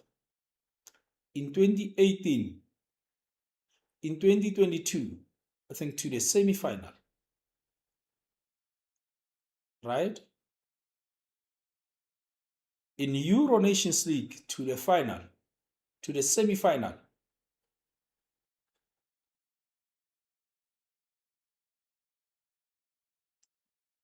Or to the final and the semi-final. In Euro Nations, I think to the semi-final. But this time Portugal knocks them out in the round of 32. Last time this thing happens to them, just long time ago. But they will give all sort of explanation. They say this is an aging Croatia, this is what. But I'm saying the sequence of events tells you that it's not going to be easy for Spain against Portugal. Actually, for me, it's going to be more easier for Portugal than Spain. I'll be here. You'll be here. It's going to be on Monday the 6th, 9 o'clock this time, this side, p.m. At the end of that match, everyone will sit again and plan the next match. Who's going to be there? I'm saying that journey of 2025 of the Euro Nations League tells the whole story. They won Denmark, they won Germany, and they won Spain.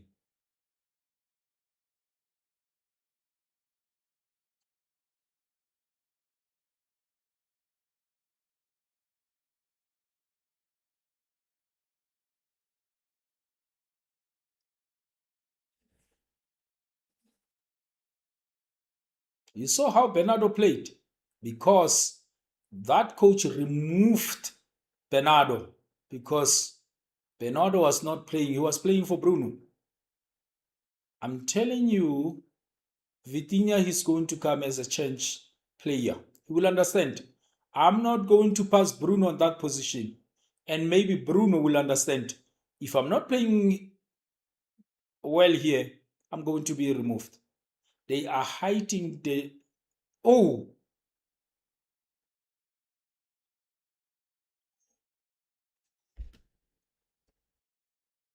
they are hiding.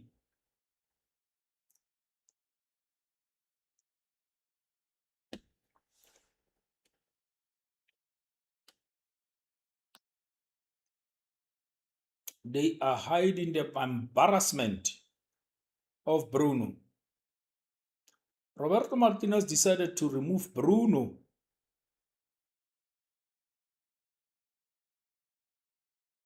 Ten additional minutes. Removed Bruno. After Bruno, remove Vitinha, but they removed Bruno.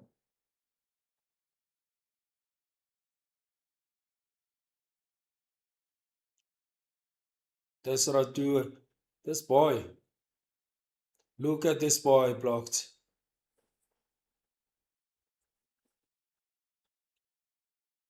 Moving Bruno there, and Cristiano scored immediately. Denied for an offside.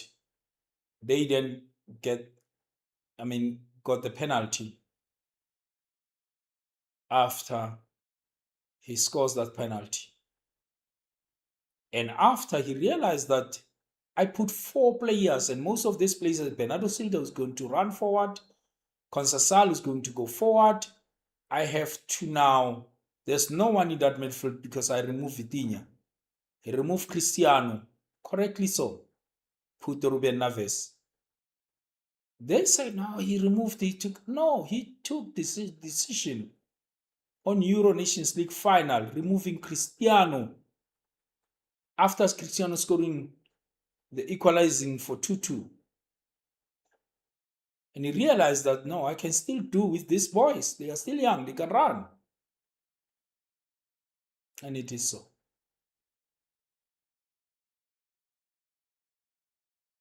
He knows what he's doing. He's not. I'm happy how Martinez is doing this thing. Now they are convincing themselves he was removed. They are lying. I mean, how can you celebrate? Ronaldo was removed around 87, 90, somewhere there. How do you celebrate that? Come on.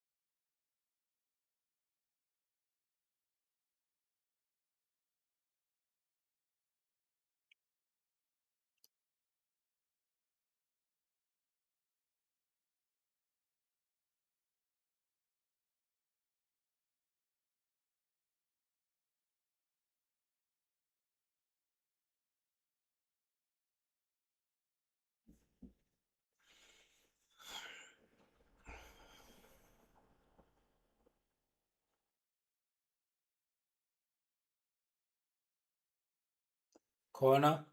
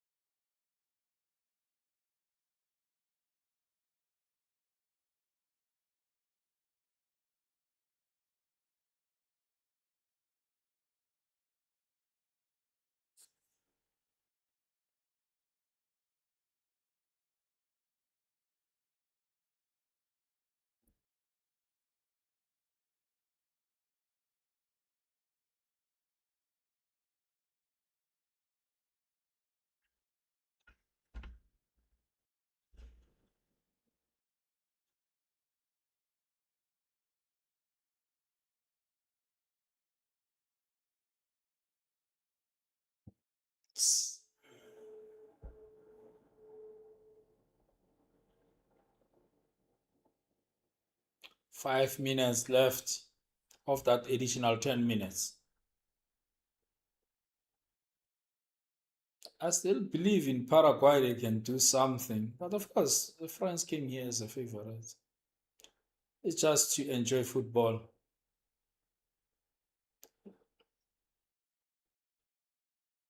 If they score here, it's gonna be a drum.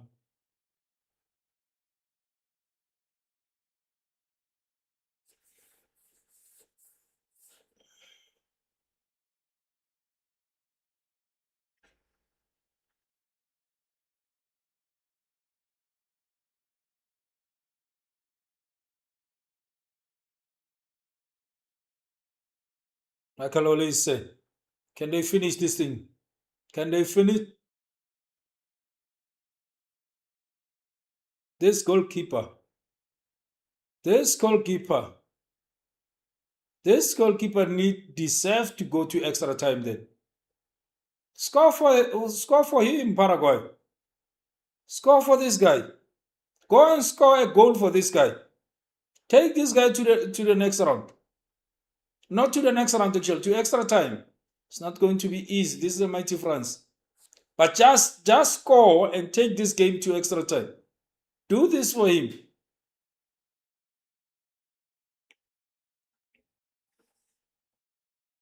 It's very good, this guy.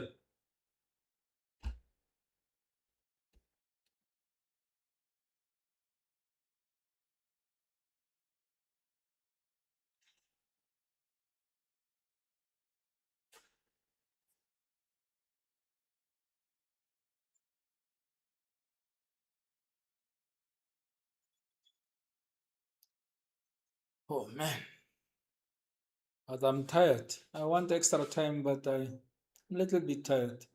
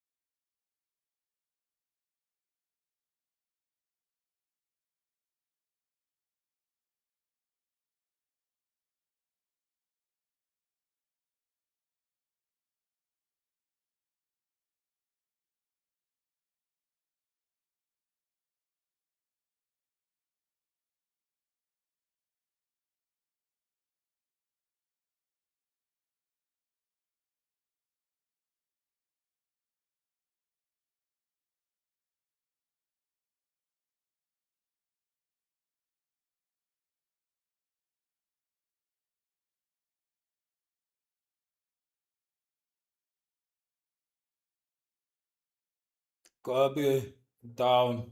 Is buying time, of course. But it's a foul. It's a serious foul. A yellow card produced here.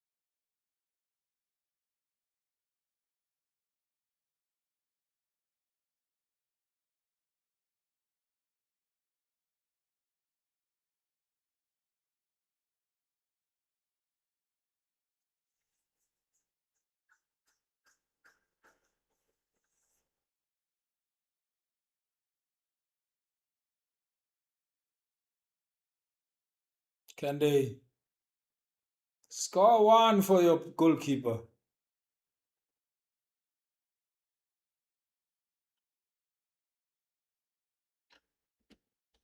I think it's done.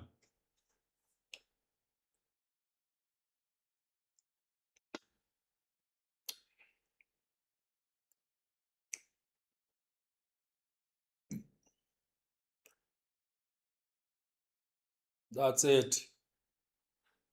Round of 8. Straight to the quarterfinals. France, Paraguay 0, France 1. Penalty, Mbappe.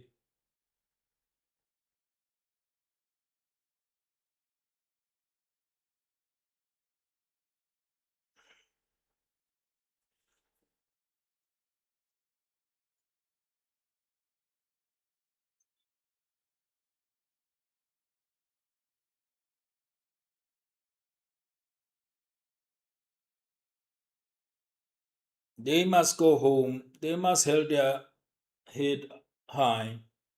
They must believe in this. Just like Cabo Verde. They must go home. Just like Canada. And go and develop. More football is a pattern. It's a simple pattern. The small teams, these teams must be taught the simple lesson. People, they don't understand. It's a simple pattern. More football, more football. Don't allow the government to be part of your football. Push them, push them.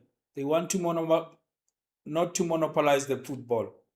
Your people allow 16 teams in the league. 16. How do you allow 16 teams in the league? And you want to go and you are getting from the small pot 20 teams, but their league, Paraguay, is 20 teams. 20. But they must keep on developing. Get your amateurs everywhere. I'm saying Germany, you can go up to 50, out to 105.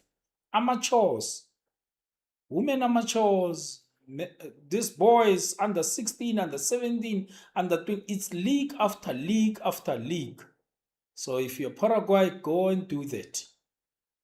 Just like what they have to do in South Africa if they want this thing. 16 teams. The people allow 16 teams or allowed 16 teams. You don't know why. Now it's 18, of course. Everyone must have an opportunity to have a team. Everyone must have an opportunity to play football. We have only Premier League and now the second division. We need a second division. We need the second division is the old days we call it Mvel. And then the second one, which is going to be the third one, it must be the first division. You must have the fourth division. Or leave that, do the Tercera divisions, which is going to be your Sunday leagues, the leagues in your province, provincial leagues. Everyone must be. You are choosing from a big pot. And of course, your league is going to develop. Look how France is playing football. Everywhere is football. Portugal now, it's not by mistake. It's not by mistake Portugal is doing this. Football everywhere. You can go, they have their league of under 19, Benfica under 19, Sporting CP under 19, Club Brugge under 19, Moreirense under 19, Feyenoord under 19, Rio Ave under 19, Tondela under 19. And then they go up. They say 21, Braga 21, under 21. Everywhere. Look how they are performing in their under 20, under 19, under 17 continental. They are dominating Europe. Real domination. They are dominating everywhere. They are everywhere winning. And this is what we have to do as Africa. We have to do so. We have to do so. I don't know how we're going to do this thing in some of these countries, because mostly in Africa, this football is run by politicians who are masquerading as football lovers. So they don't want, I don't think they want everyone to have money. They want some people to have money, because if you have money, you'll have a say. Right. When you look, it's Kaizer Chiefs, it's Orlando Pirates, it's Mamelodi Sundowns, and all these people are associated to the certain group of people, to the certain families in politics. Really. Right? And it's not, I'm saying they can have that 1, 2, 3, 4, and then, but the league, they must expand the league. After, they must expand the Champions League. The football must be for everyone. Like in England, almost every city, they have their own team. Bristol, they have Bristol City. Right? Bristol Rovers. Right? When you go to Aston Villa, they have Aston Villa. Right? When you go to, look, the teams in London, only in London, Crystal, Chelsea, Tottenham, West Ham. In London, Arsenal. Of course, I counted Arsenal. Fulham. Right? After that, you have Brentford, they have their own. Look, what I like about Sheffield, they have 2 teams in Sheffield. 2 teams in Sheffield. Sheffield United and Sheffield Wednesday. 2 teams in Sheffield. Right? But you don't have a team called Rustenburg City, Rustenburg United. You don't have that team. You don't have a team called, of course, Super Sport was Pretoria City before. But you understand this team was firstly created by someone who, I mean, it's always controversial when it comes to these things. But you don't have Soshanguve FC. You don't have, of course, there's Harankua, which is not going, I mean, by no chance this team is approaching the PSA. Mabopane FC. Not only that, you have how many? Seshego. You have how many? Those teams owned by ordinary people.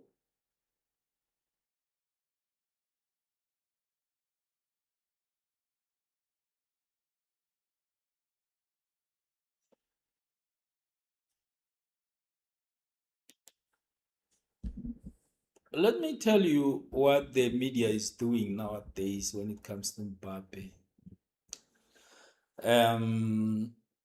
Nowadays, they actually, when Cristiano retires, they will then take their hatred because they are hating on Cristiano. This is no longer football. We can all agree about it. It's no longer football. They are hating Cristiano, right? It's no longer football. You can't say it's football. No, they are hating Cristiano. So after, they will take that hatred straight to Mbappe. Mbappe is the next villain of media and everyone. They will hate Mbappe then. You see, nowadays they are doing something. It's like they want to call him dictator. He's controlling. And somewhere, when France is not going, somewhere, let's say they lose here and they are knocked out, as they're going to be knocked out by either Morocco or by either Portugal. Of course, right? Portugal is winning the whole thing. Let us be clear about that one.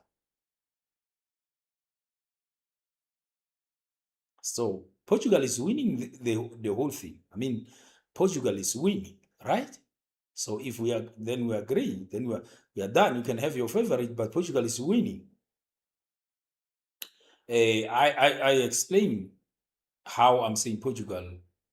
You can rewind this video and then you'll understand how I'm saying Portugal is going to win. I'm saying look at this sequence of events. Not that some person says this. I'm saying the last, you can say, look at the last 4 games against the high-ranked teams. Portugal never lost in 90 minutes against those teams. Never. They are not losing games, this team.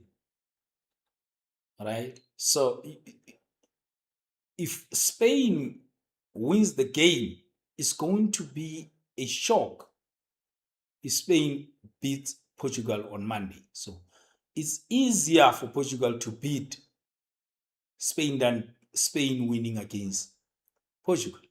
So you expect Portugal to come into this match and win this match easily, right? That's it. So Their next look, they act as if Mbappe is a dictator. Now they're acting this thing, the dictatorship cards.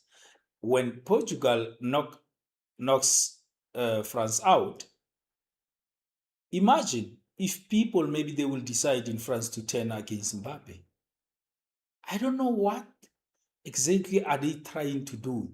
Firstly, Mbappe is an African in France, right? I don't know.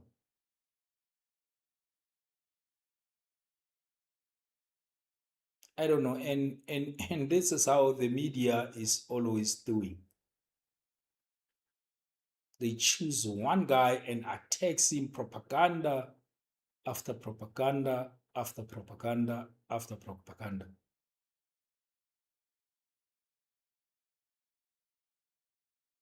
Mhm. I want to see, let everything happens that England maybe they fail to qualify in 2030 for the World Cup 2030. How are they going to behave? Maybe they are doing all this thing to put every team under pressure so that it's going to be England, Argentina, or one of their favorites. I don't know. But this media know. They are not doing this to USA. They are not calling anyone. They are not attacking. You see, today, tomorrow, Brazil is playing. You don't hear anything. It's like they are not playing tomorrow. Even with this France, but a little bit, but with this France is playing. Mexico is playing against England. They are not talking about their team, England. They are not even discussing how England must play. Mexico is playing against England tomorrow on Monday earlier. Of course, in USA, and it's going to be the same Sunday. But they are not talking about it. You are not even aware that England is going to play against Mexico.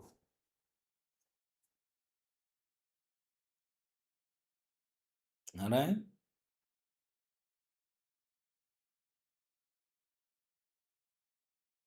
But now, with Mbappe, something else. With Cristiano, something else. How, I don't know. How, I don't know. But I'm happy about this thing. Let Cristiano win the World Cup so that this madness of the best player of the world must win. If you are the greatest, you must win the World Cup. Coming from Cameroon, you are Samuel Eto'o. So you are not going to be recognized as one of the best. What you did for Barcelona, what you did for Inter Milan, you are not going to be recognized because you are coming from the country which never won a World Cup. And Christian says, do you think it's fair? Judging a career of a person based on one competition.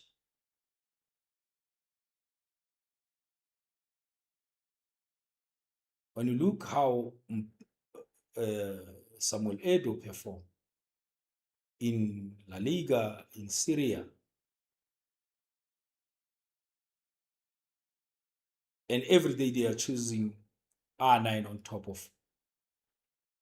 of him. Don't take me wrong.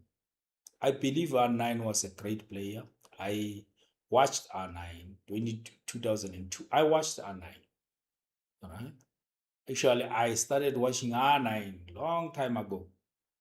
He was one of my best player. Even the first time I heard that, because I was never a Manchester United fan. There's a player, his name is Ronaldo. I had a problem with that.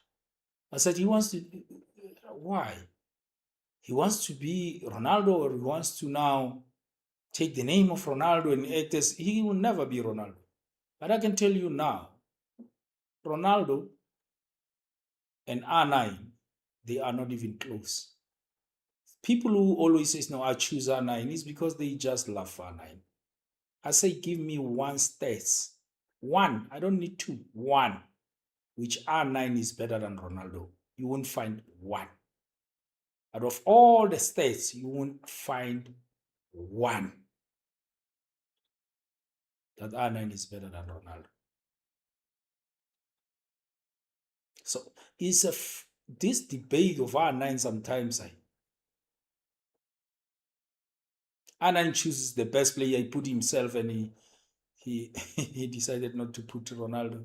And I said, oh, he's angry just like I was angry when I heard that there's a boy who's calling himself Ronaldo. He's angry, still angry. He must understand it's not about him. It was destined for this Cristiano. Somewhere I started to realize this boy is good. He came to South Africa, plays against the teams in South Africa, I think against Kaizer Chiefs and Orlando Pirates, I think so. I saw him. I was still angry by that time. I didn't accept him. But I give myself a chance. Actually, 7-8, that period of 7-8 in Manchester United, that's where I realized that it seems like this Ronaldo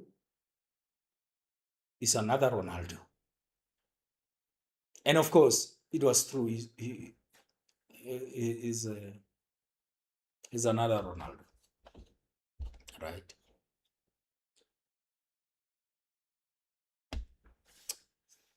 But then France will play against Morocco.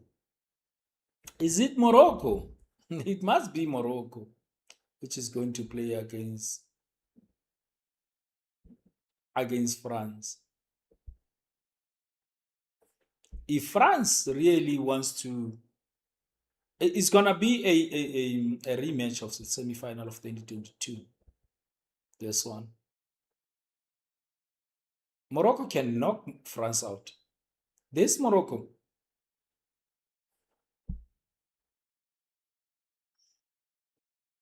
I'm telling you. Of course,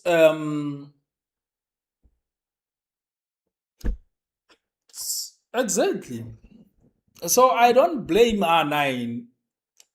You know, we were on the same bus. We were on the same group of thinking that Cristiano Ronaldo is trying to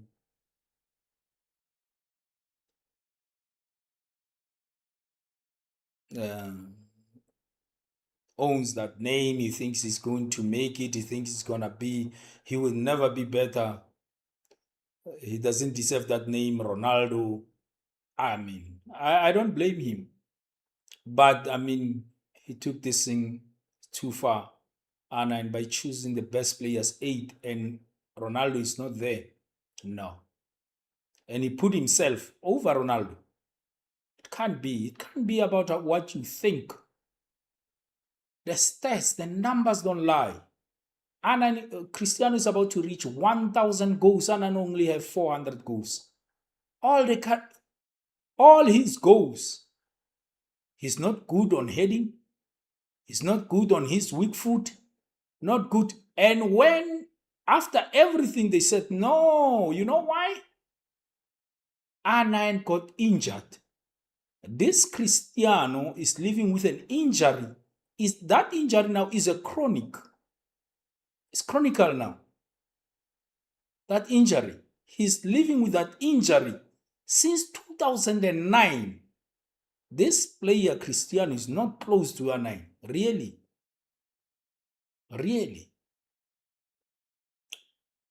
It's a mistake. I saw Zlatan says,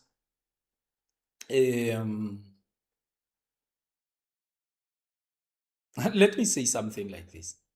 You know, I saw Zlatan, and let me say this. Zlatan calls himself the lion. But I was thinking this lion. I said, Zlatan never won Euro Nations, never won a World Cup, of course, and he was failing to qualify for the World Cup. He doesn't need to win the World Cup, but to qualify with Sweden. You can take you can put Sweden on that bracket of Portugal uh, 20 years ago, right? And he failed to win the Euro Nations League, failed to win the UEFA Champions League. I said, this is a lion who never killed a prey.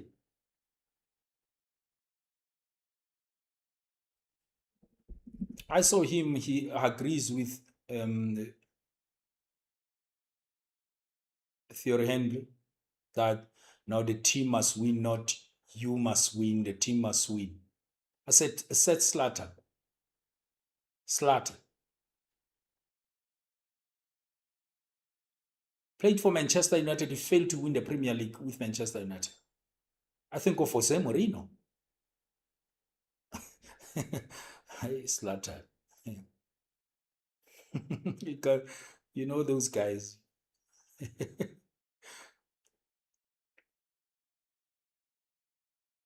Who knows too much, but they don't know nothing.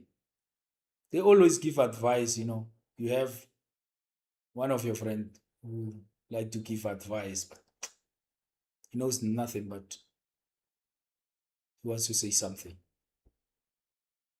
He's your friend. You can't say, yeah, come on, guy. That is not a good advice. You take it and you throw it somewhere.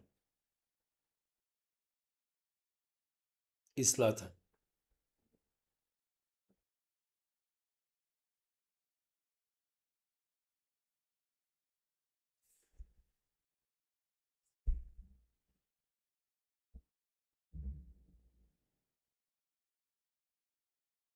I was checking, I wanted to check something before I leave.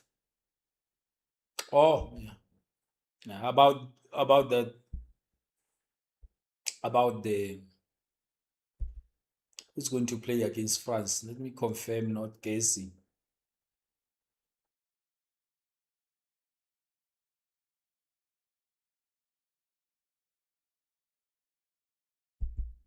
Another tough game again tomorrow is gonna be this game of Norway and Brazil.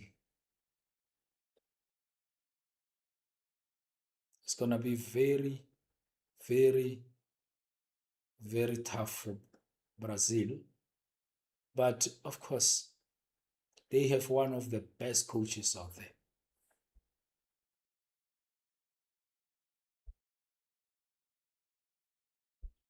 Inigo Martino.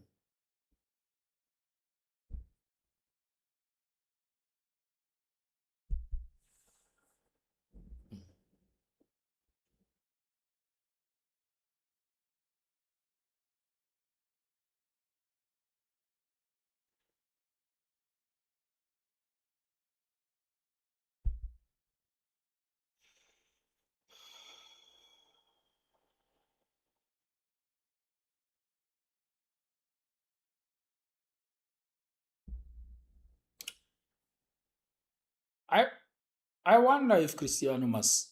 He, it's a right thing for Cristiano to retire. Of course, Cristiano will decide if he wants to stay or retire. But if I was given an opportunity to advise him, I will say, don't retire now. You will retire in 2030 at home in Lisbon.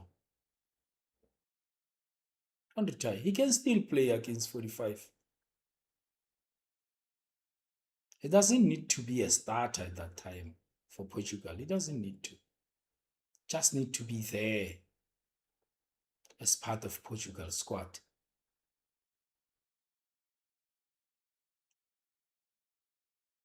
Of course, we expect his son by that time will be 19, if not 20. So he will run with on that forward line. So I don't know. The media, of course, wants him to retire. Maybe they will ease after he wins the World Cup. They will leave him alone.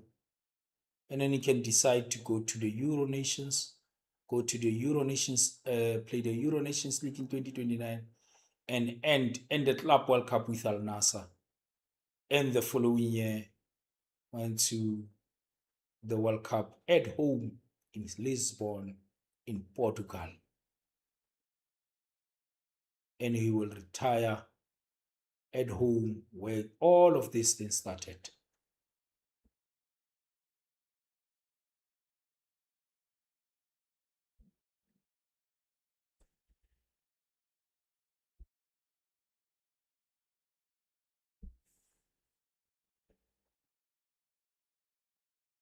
I want to see if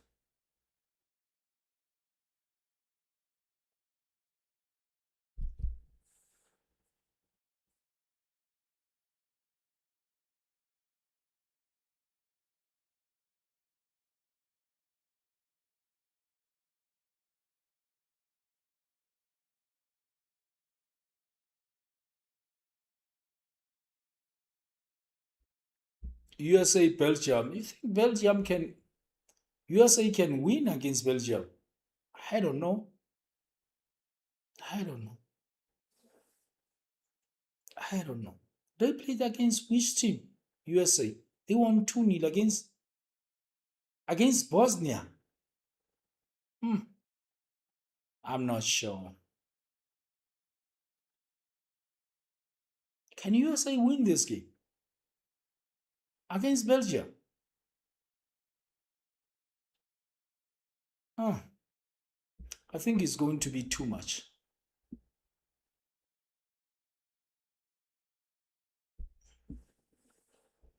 I think it's going to be too much for USA.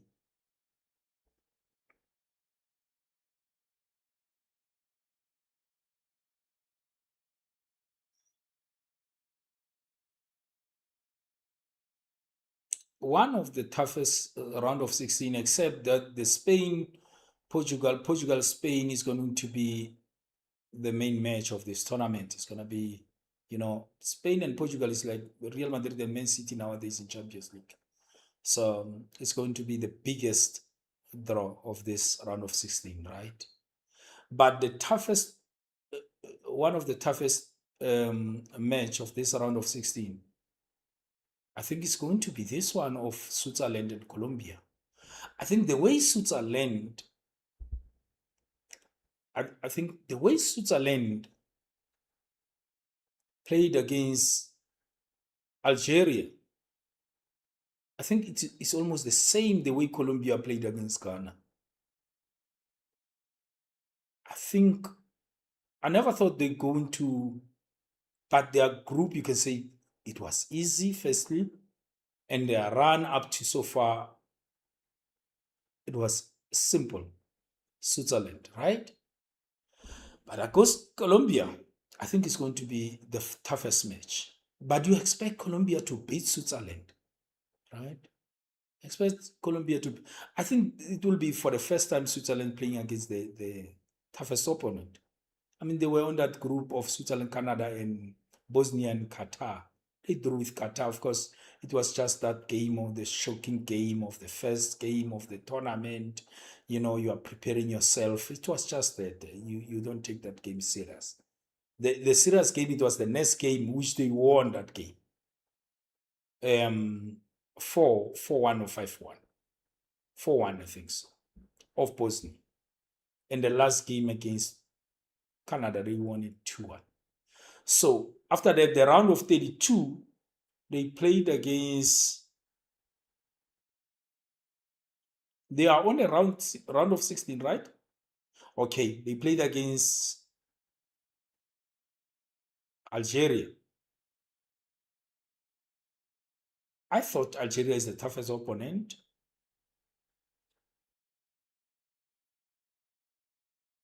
I want to see. I think it's going to be the toughest match, this one.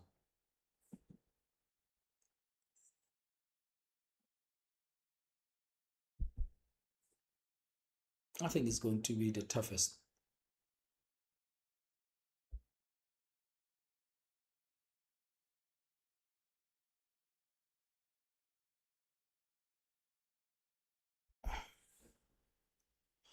So after on Tuesday, the last game of the round of 32 of the round of 16 is going to be on Tuesday.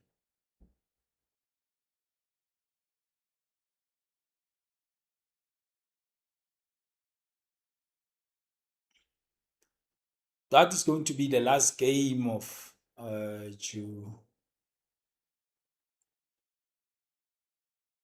June of the round of 16. So they're going to have a break on Wednesday, but on Thursday already France, Morocco. Yes, exactly. That's the first game, France, Morocco.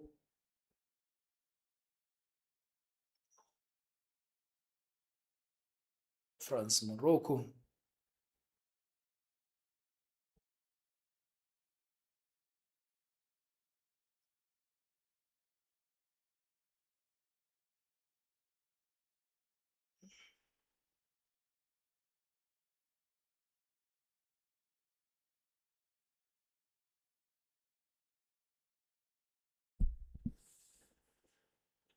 France, Morocco.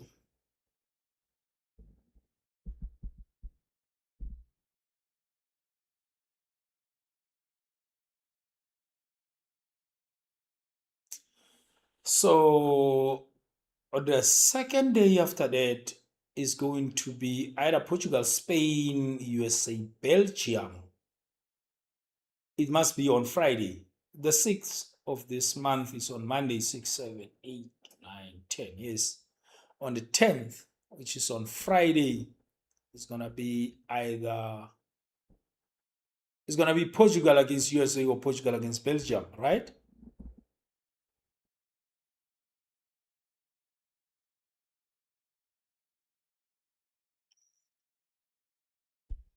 Then on Saturday,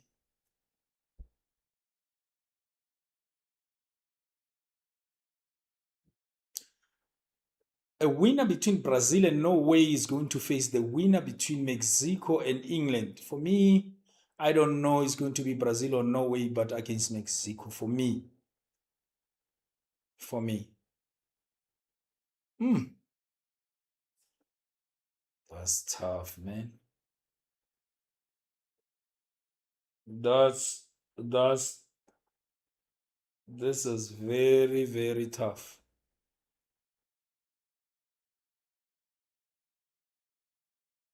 Hmm.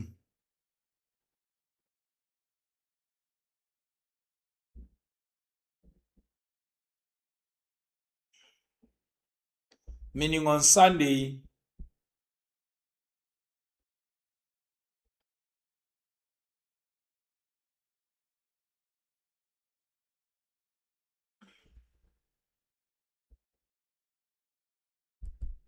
meaning on Sunday is going to be the winner between Egypt.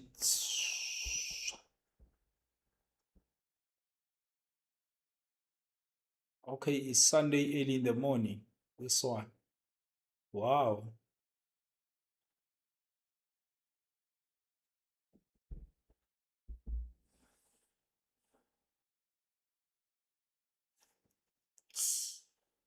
It's going to be Argentina, or the winner between Argentina and Egypt, which you think is going to be Argentina, versus the winner against Switzerland and Colombia, which you think maybe is going to be Colombia. But as I said, this is one of the toughest matches of this tournament, Switzerland's Colombia.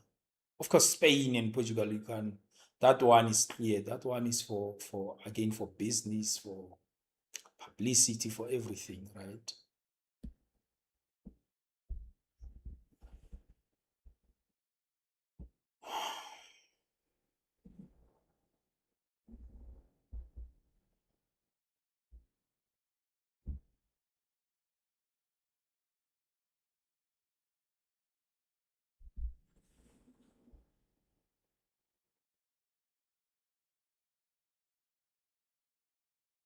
And then we'll see each other after that. The semifinals could they're going to be played on Wednesday, I think so.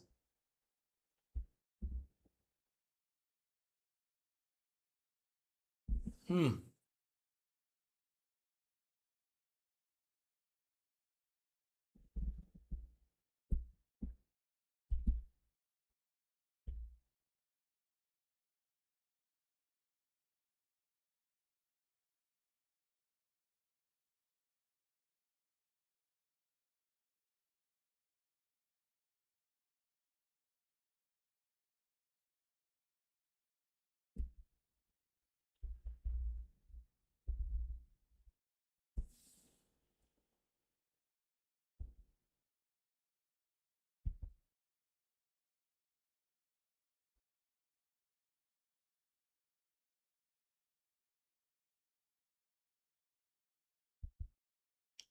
I saw some people fighting.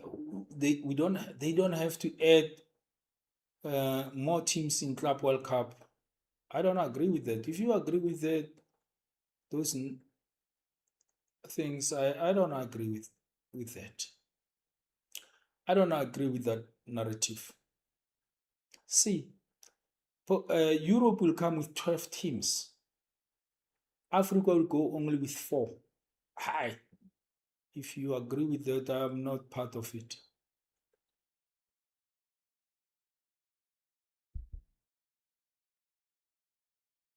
We have to take Orlando Pirates. We have to take Mamelodi Sundowns, Esperance, Al Ahly, Zamalek, Ismaili, Raja Casablanca. We have to take Waited Casablanca. We have to take all these teams and go to that and participate with them, just like we did this season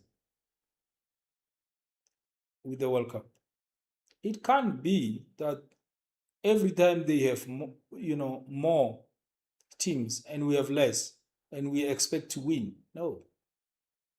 America will come with how many? Last time America brought 6 in South America and then 9. 9. We came with 4. Asia came with how many? 3, 4. We failed to participate. I mean, Mamelodi Sundowns played very well, but I mean, come on. Just have 9 at least, 10. Just like 10 at least. Now they have 12, but at least we have 10 teams.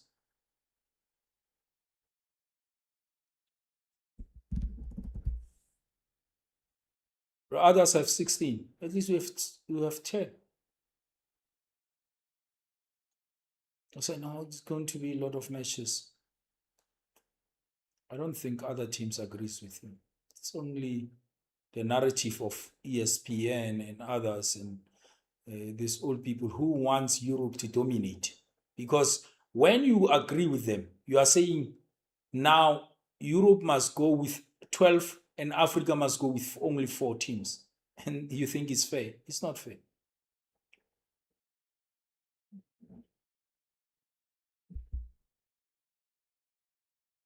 The other guy, who's that guy from Portugal?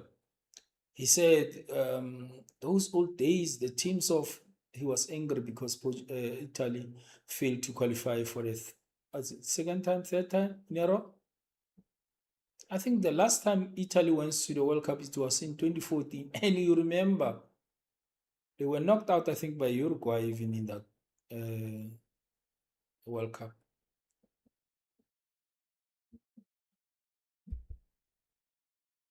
So he become angry and says, now they have to be, this thing of them being superior unnecessary like this must end. The world is changing slowly. That is why we need to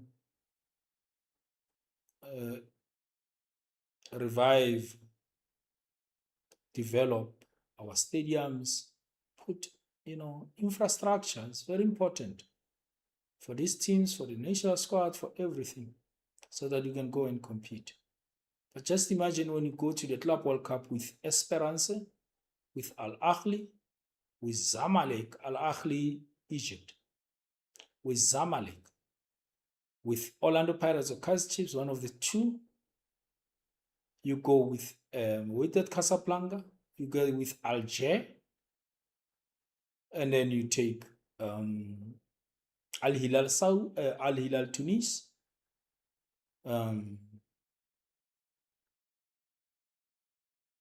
Asante Kotoko is no longer playing when.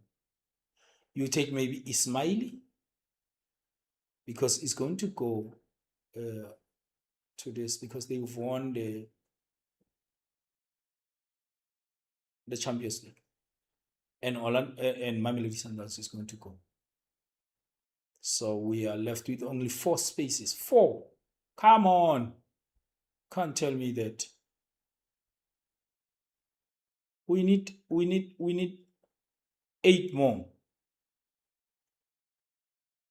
Or 6 more, let's say. make it 10, and we're going to go and contest. That's it. It's fair. It's only fair.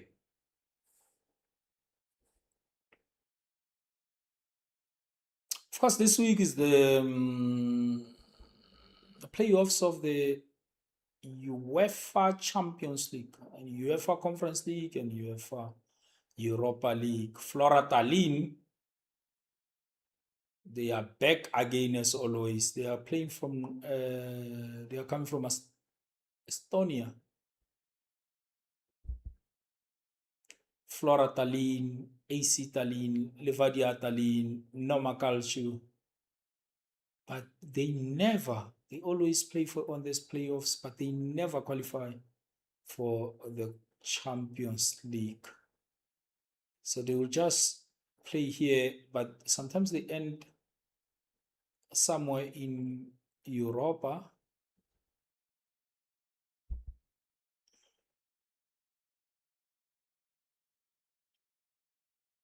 Estonia is improving a little bit nowadays, their national squad. Maybe Flora Tallinn, you'll see from their teams if they maybe.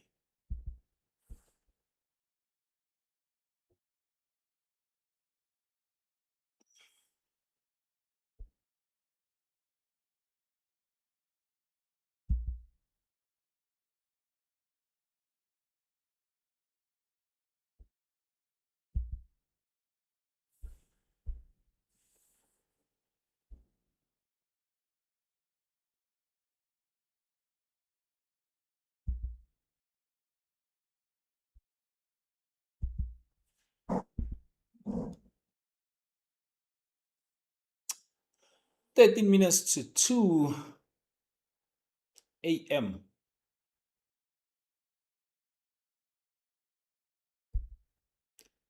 Let me see something here before I decide to leave.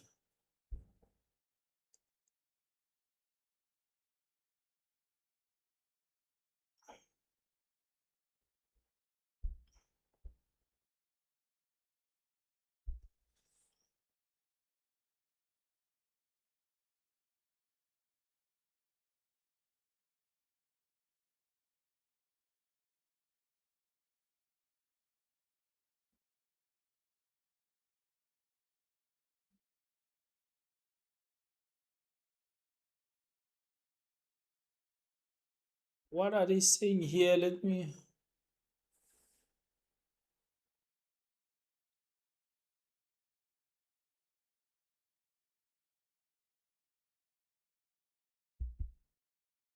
Look what they are doing.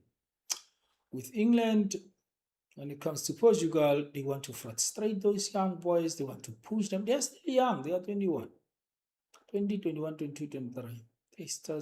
They want to attack them. They want to. But when it comes to they show they show the love between the England team.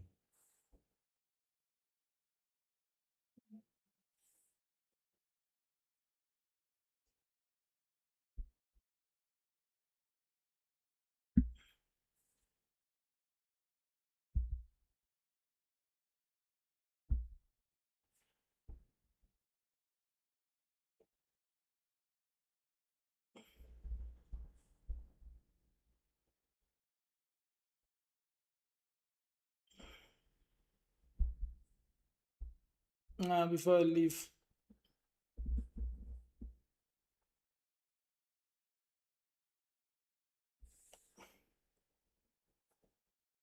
let me check.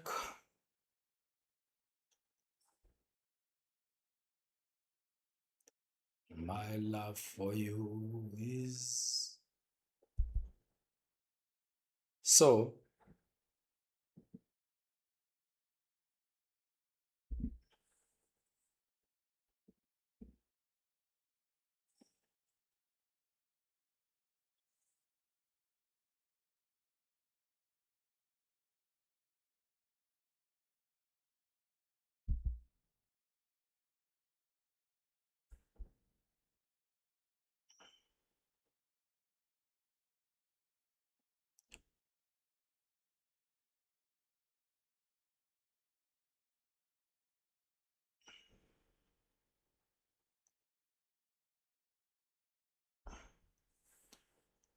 I'm about to say bye bye, guys. We'll see each other tomorrow.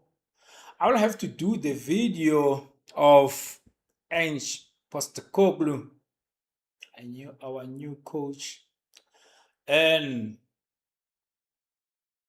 this thing, the other. No, not about the players, but the calendar, the official.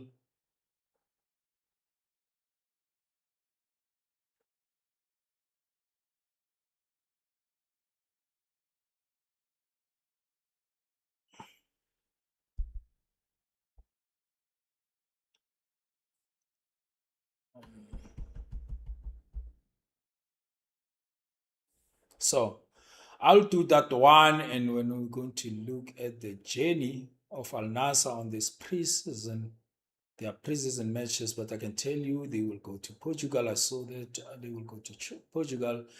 Actually, their first training, or they will come back today on the 5th of July until the 11th. They will be in Riyadh, and then after Riyadh, they will move somewhere from the 12th until the 22nd. After that, they will move to Portugal, I think from the 25th until the 5th of. Remember, the league, right? The league will start on the 13th of August. This time, the league is starting fast than all this time. Last year, we started on the Last year we started on the 2nd of September. This time we start in August, the 13th, and on the 16th is gonna be the King's Cup of course, the King's Cup. Yeah, I'm going to talk about that one. Um,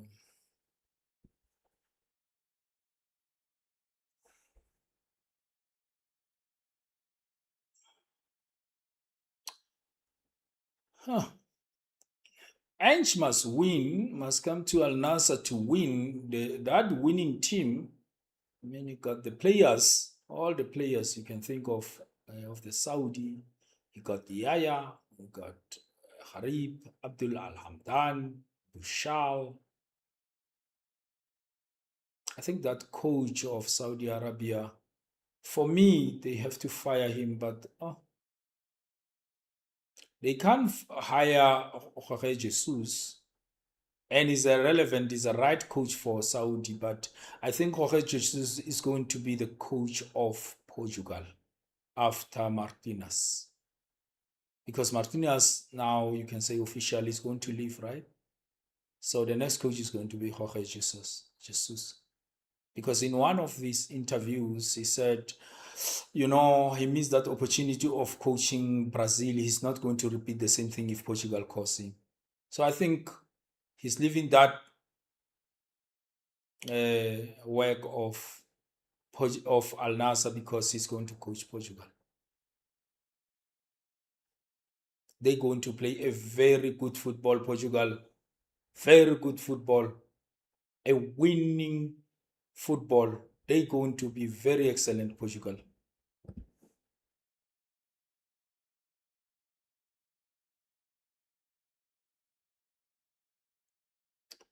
He's going to do that thing of him attacking football. I will be part of that. I want to enjoy that football of Jorge Jesus. Uh, because you can't say is going to be someone else. It was supposed to be Jose. Jose now is going to be the coach of Madrid, right? So, so we are left with Jorge Jesus.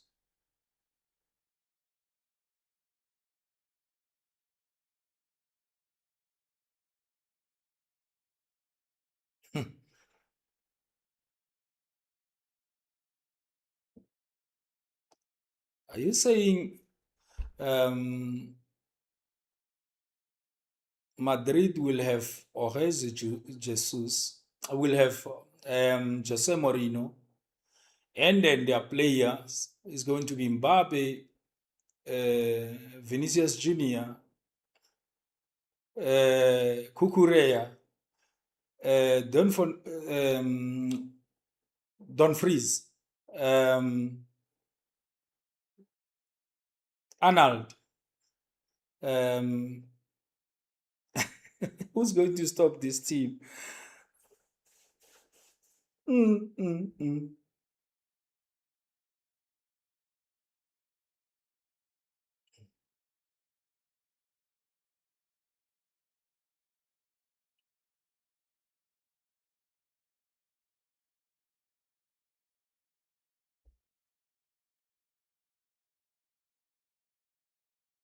I will try to maybe some of the games of Madrid I will, but on the other channel, not here.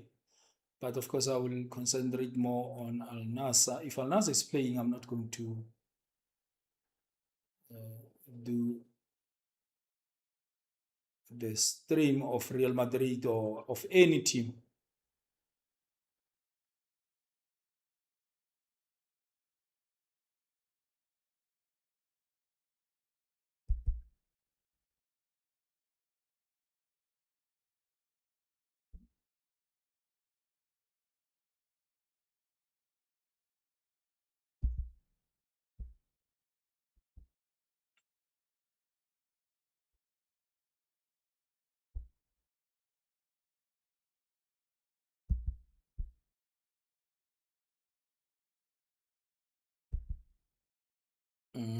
I'm leaving 2 o'clock. It's 3 minutes to 2, right in the morning. Sunday. Happy Sunday.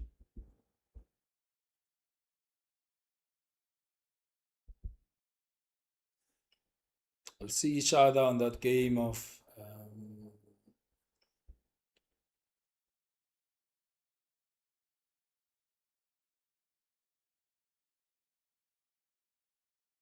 Al Nassr will have to buy a midfielder, because Brozo will leave. It's clear Brozo wants two. Al Nassr is giving Brozo one. They are giving him one and 1 year extension, and you know that one they are not going to trigger that one. I think maybe they can, but I think Brozo is uncomfortable with that one. He wants two, and I understand. As I said on my previous video, that I understand as a family man, I understand he wants security. Sorry. I don't think Brozo will. I think he will leave. I think Brozo, John Duran, and Wesley. I just wish they must include Bento.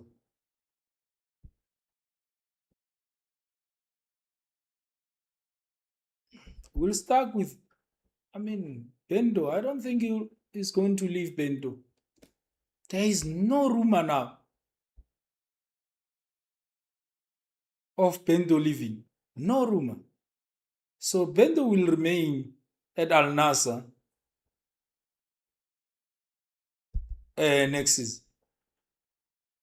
He's not going to leave.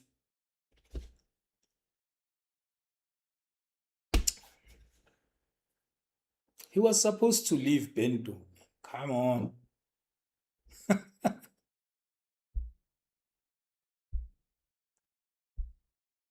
And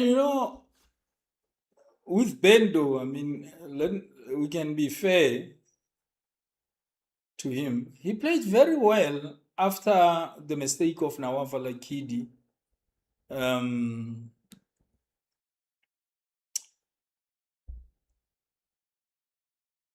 Of Nawafa Lakidi.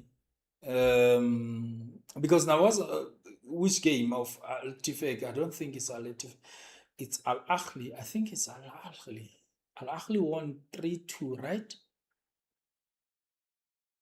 We played 2-2 with Al Ettifaq. Starting from Al Ettifaq, 2-2, 3-2, and then we lost 1-2 against Al Qadsi, and then that's where we lost 3-1 against Al Hilal. I think. I mean, 16 clean sheets for Bento.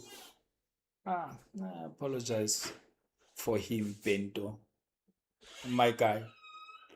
So maybe it's going to be better, Bento. Let's believe so. It's gonna be better. It's not going to be worse, because I don't think they're going to move him. I don't think they're going to move Bento. Of course, we have Rahat Al Najjar. He's injured, but he's going to be back August, the end of August. He's going to be part of the team. And then Nawaf Al Akidi. So I think with those three, we're going to continue like that. But I don't think we'll keep two. I don't think we're going to keep Bento and Nawaf Al Akidi at the same time. One of these two is going to, between Nawaf Al Akidi and Bento, is going to leave. But let's see each other tomorrow. No, not tomorrow. In the afternoon or early around, maybe before 12. I'll see. But let's just say before today, before that game of Brazil and Norway. I don't know who's going to win there. I'm not going to say anything. I don't know who's going to win. Whatever who wins. Thank you very much, guys. Please like the video, subscribe to the channel, push your notification, but see you on the next one. Thank you. Bye.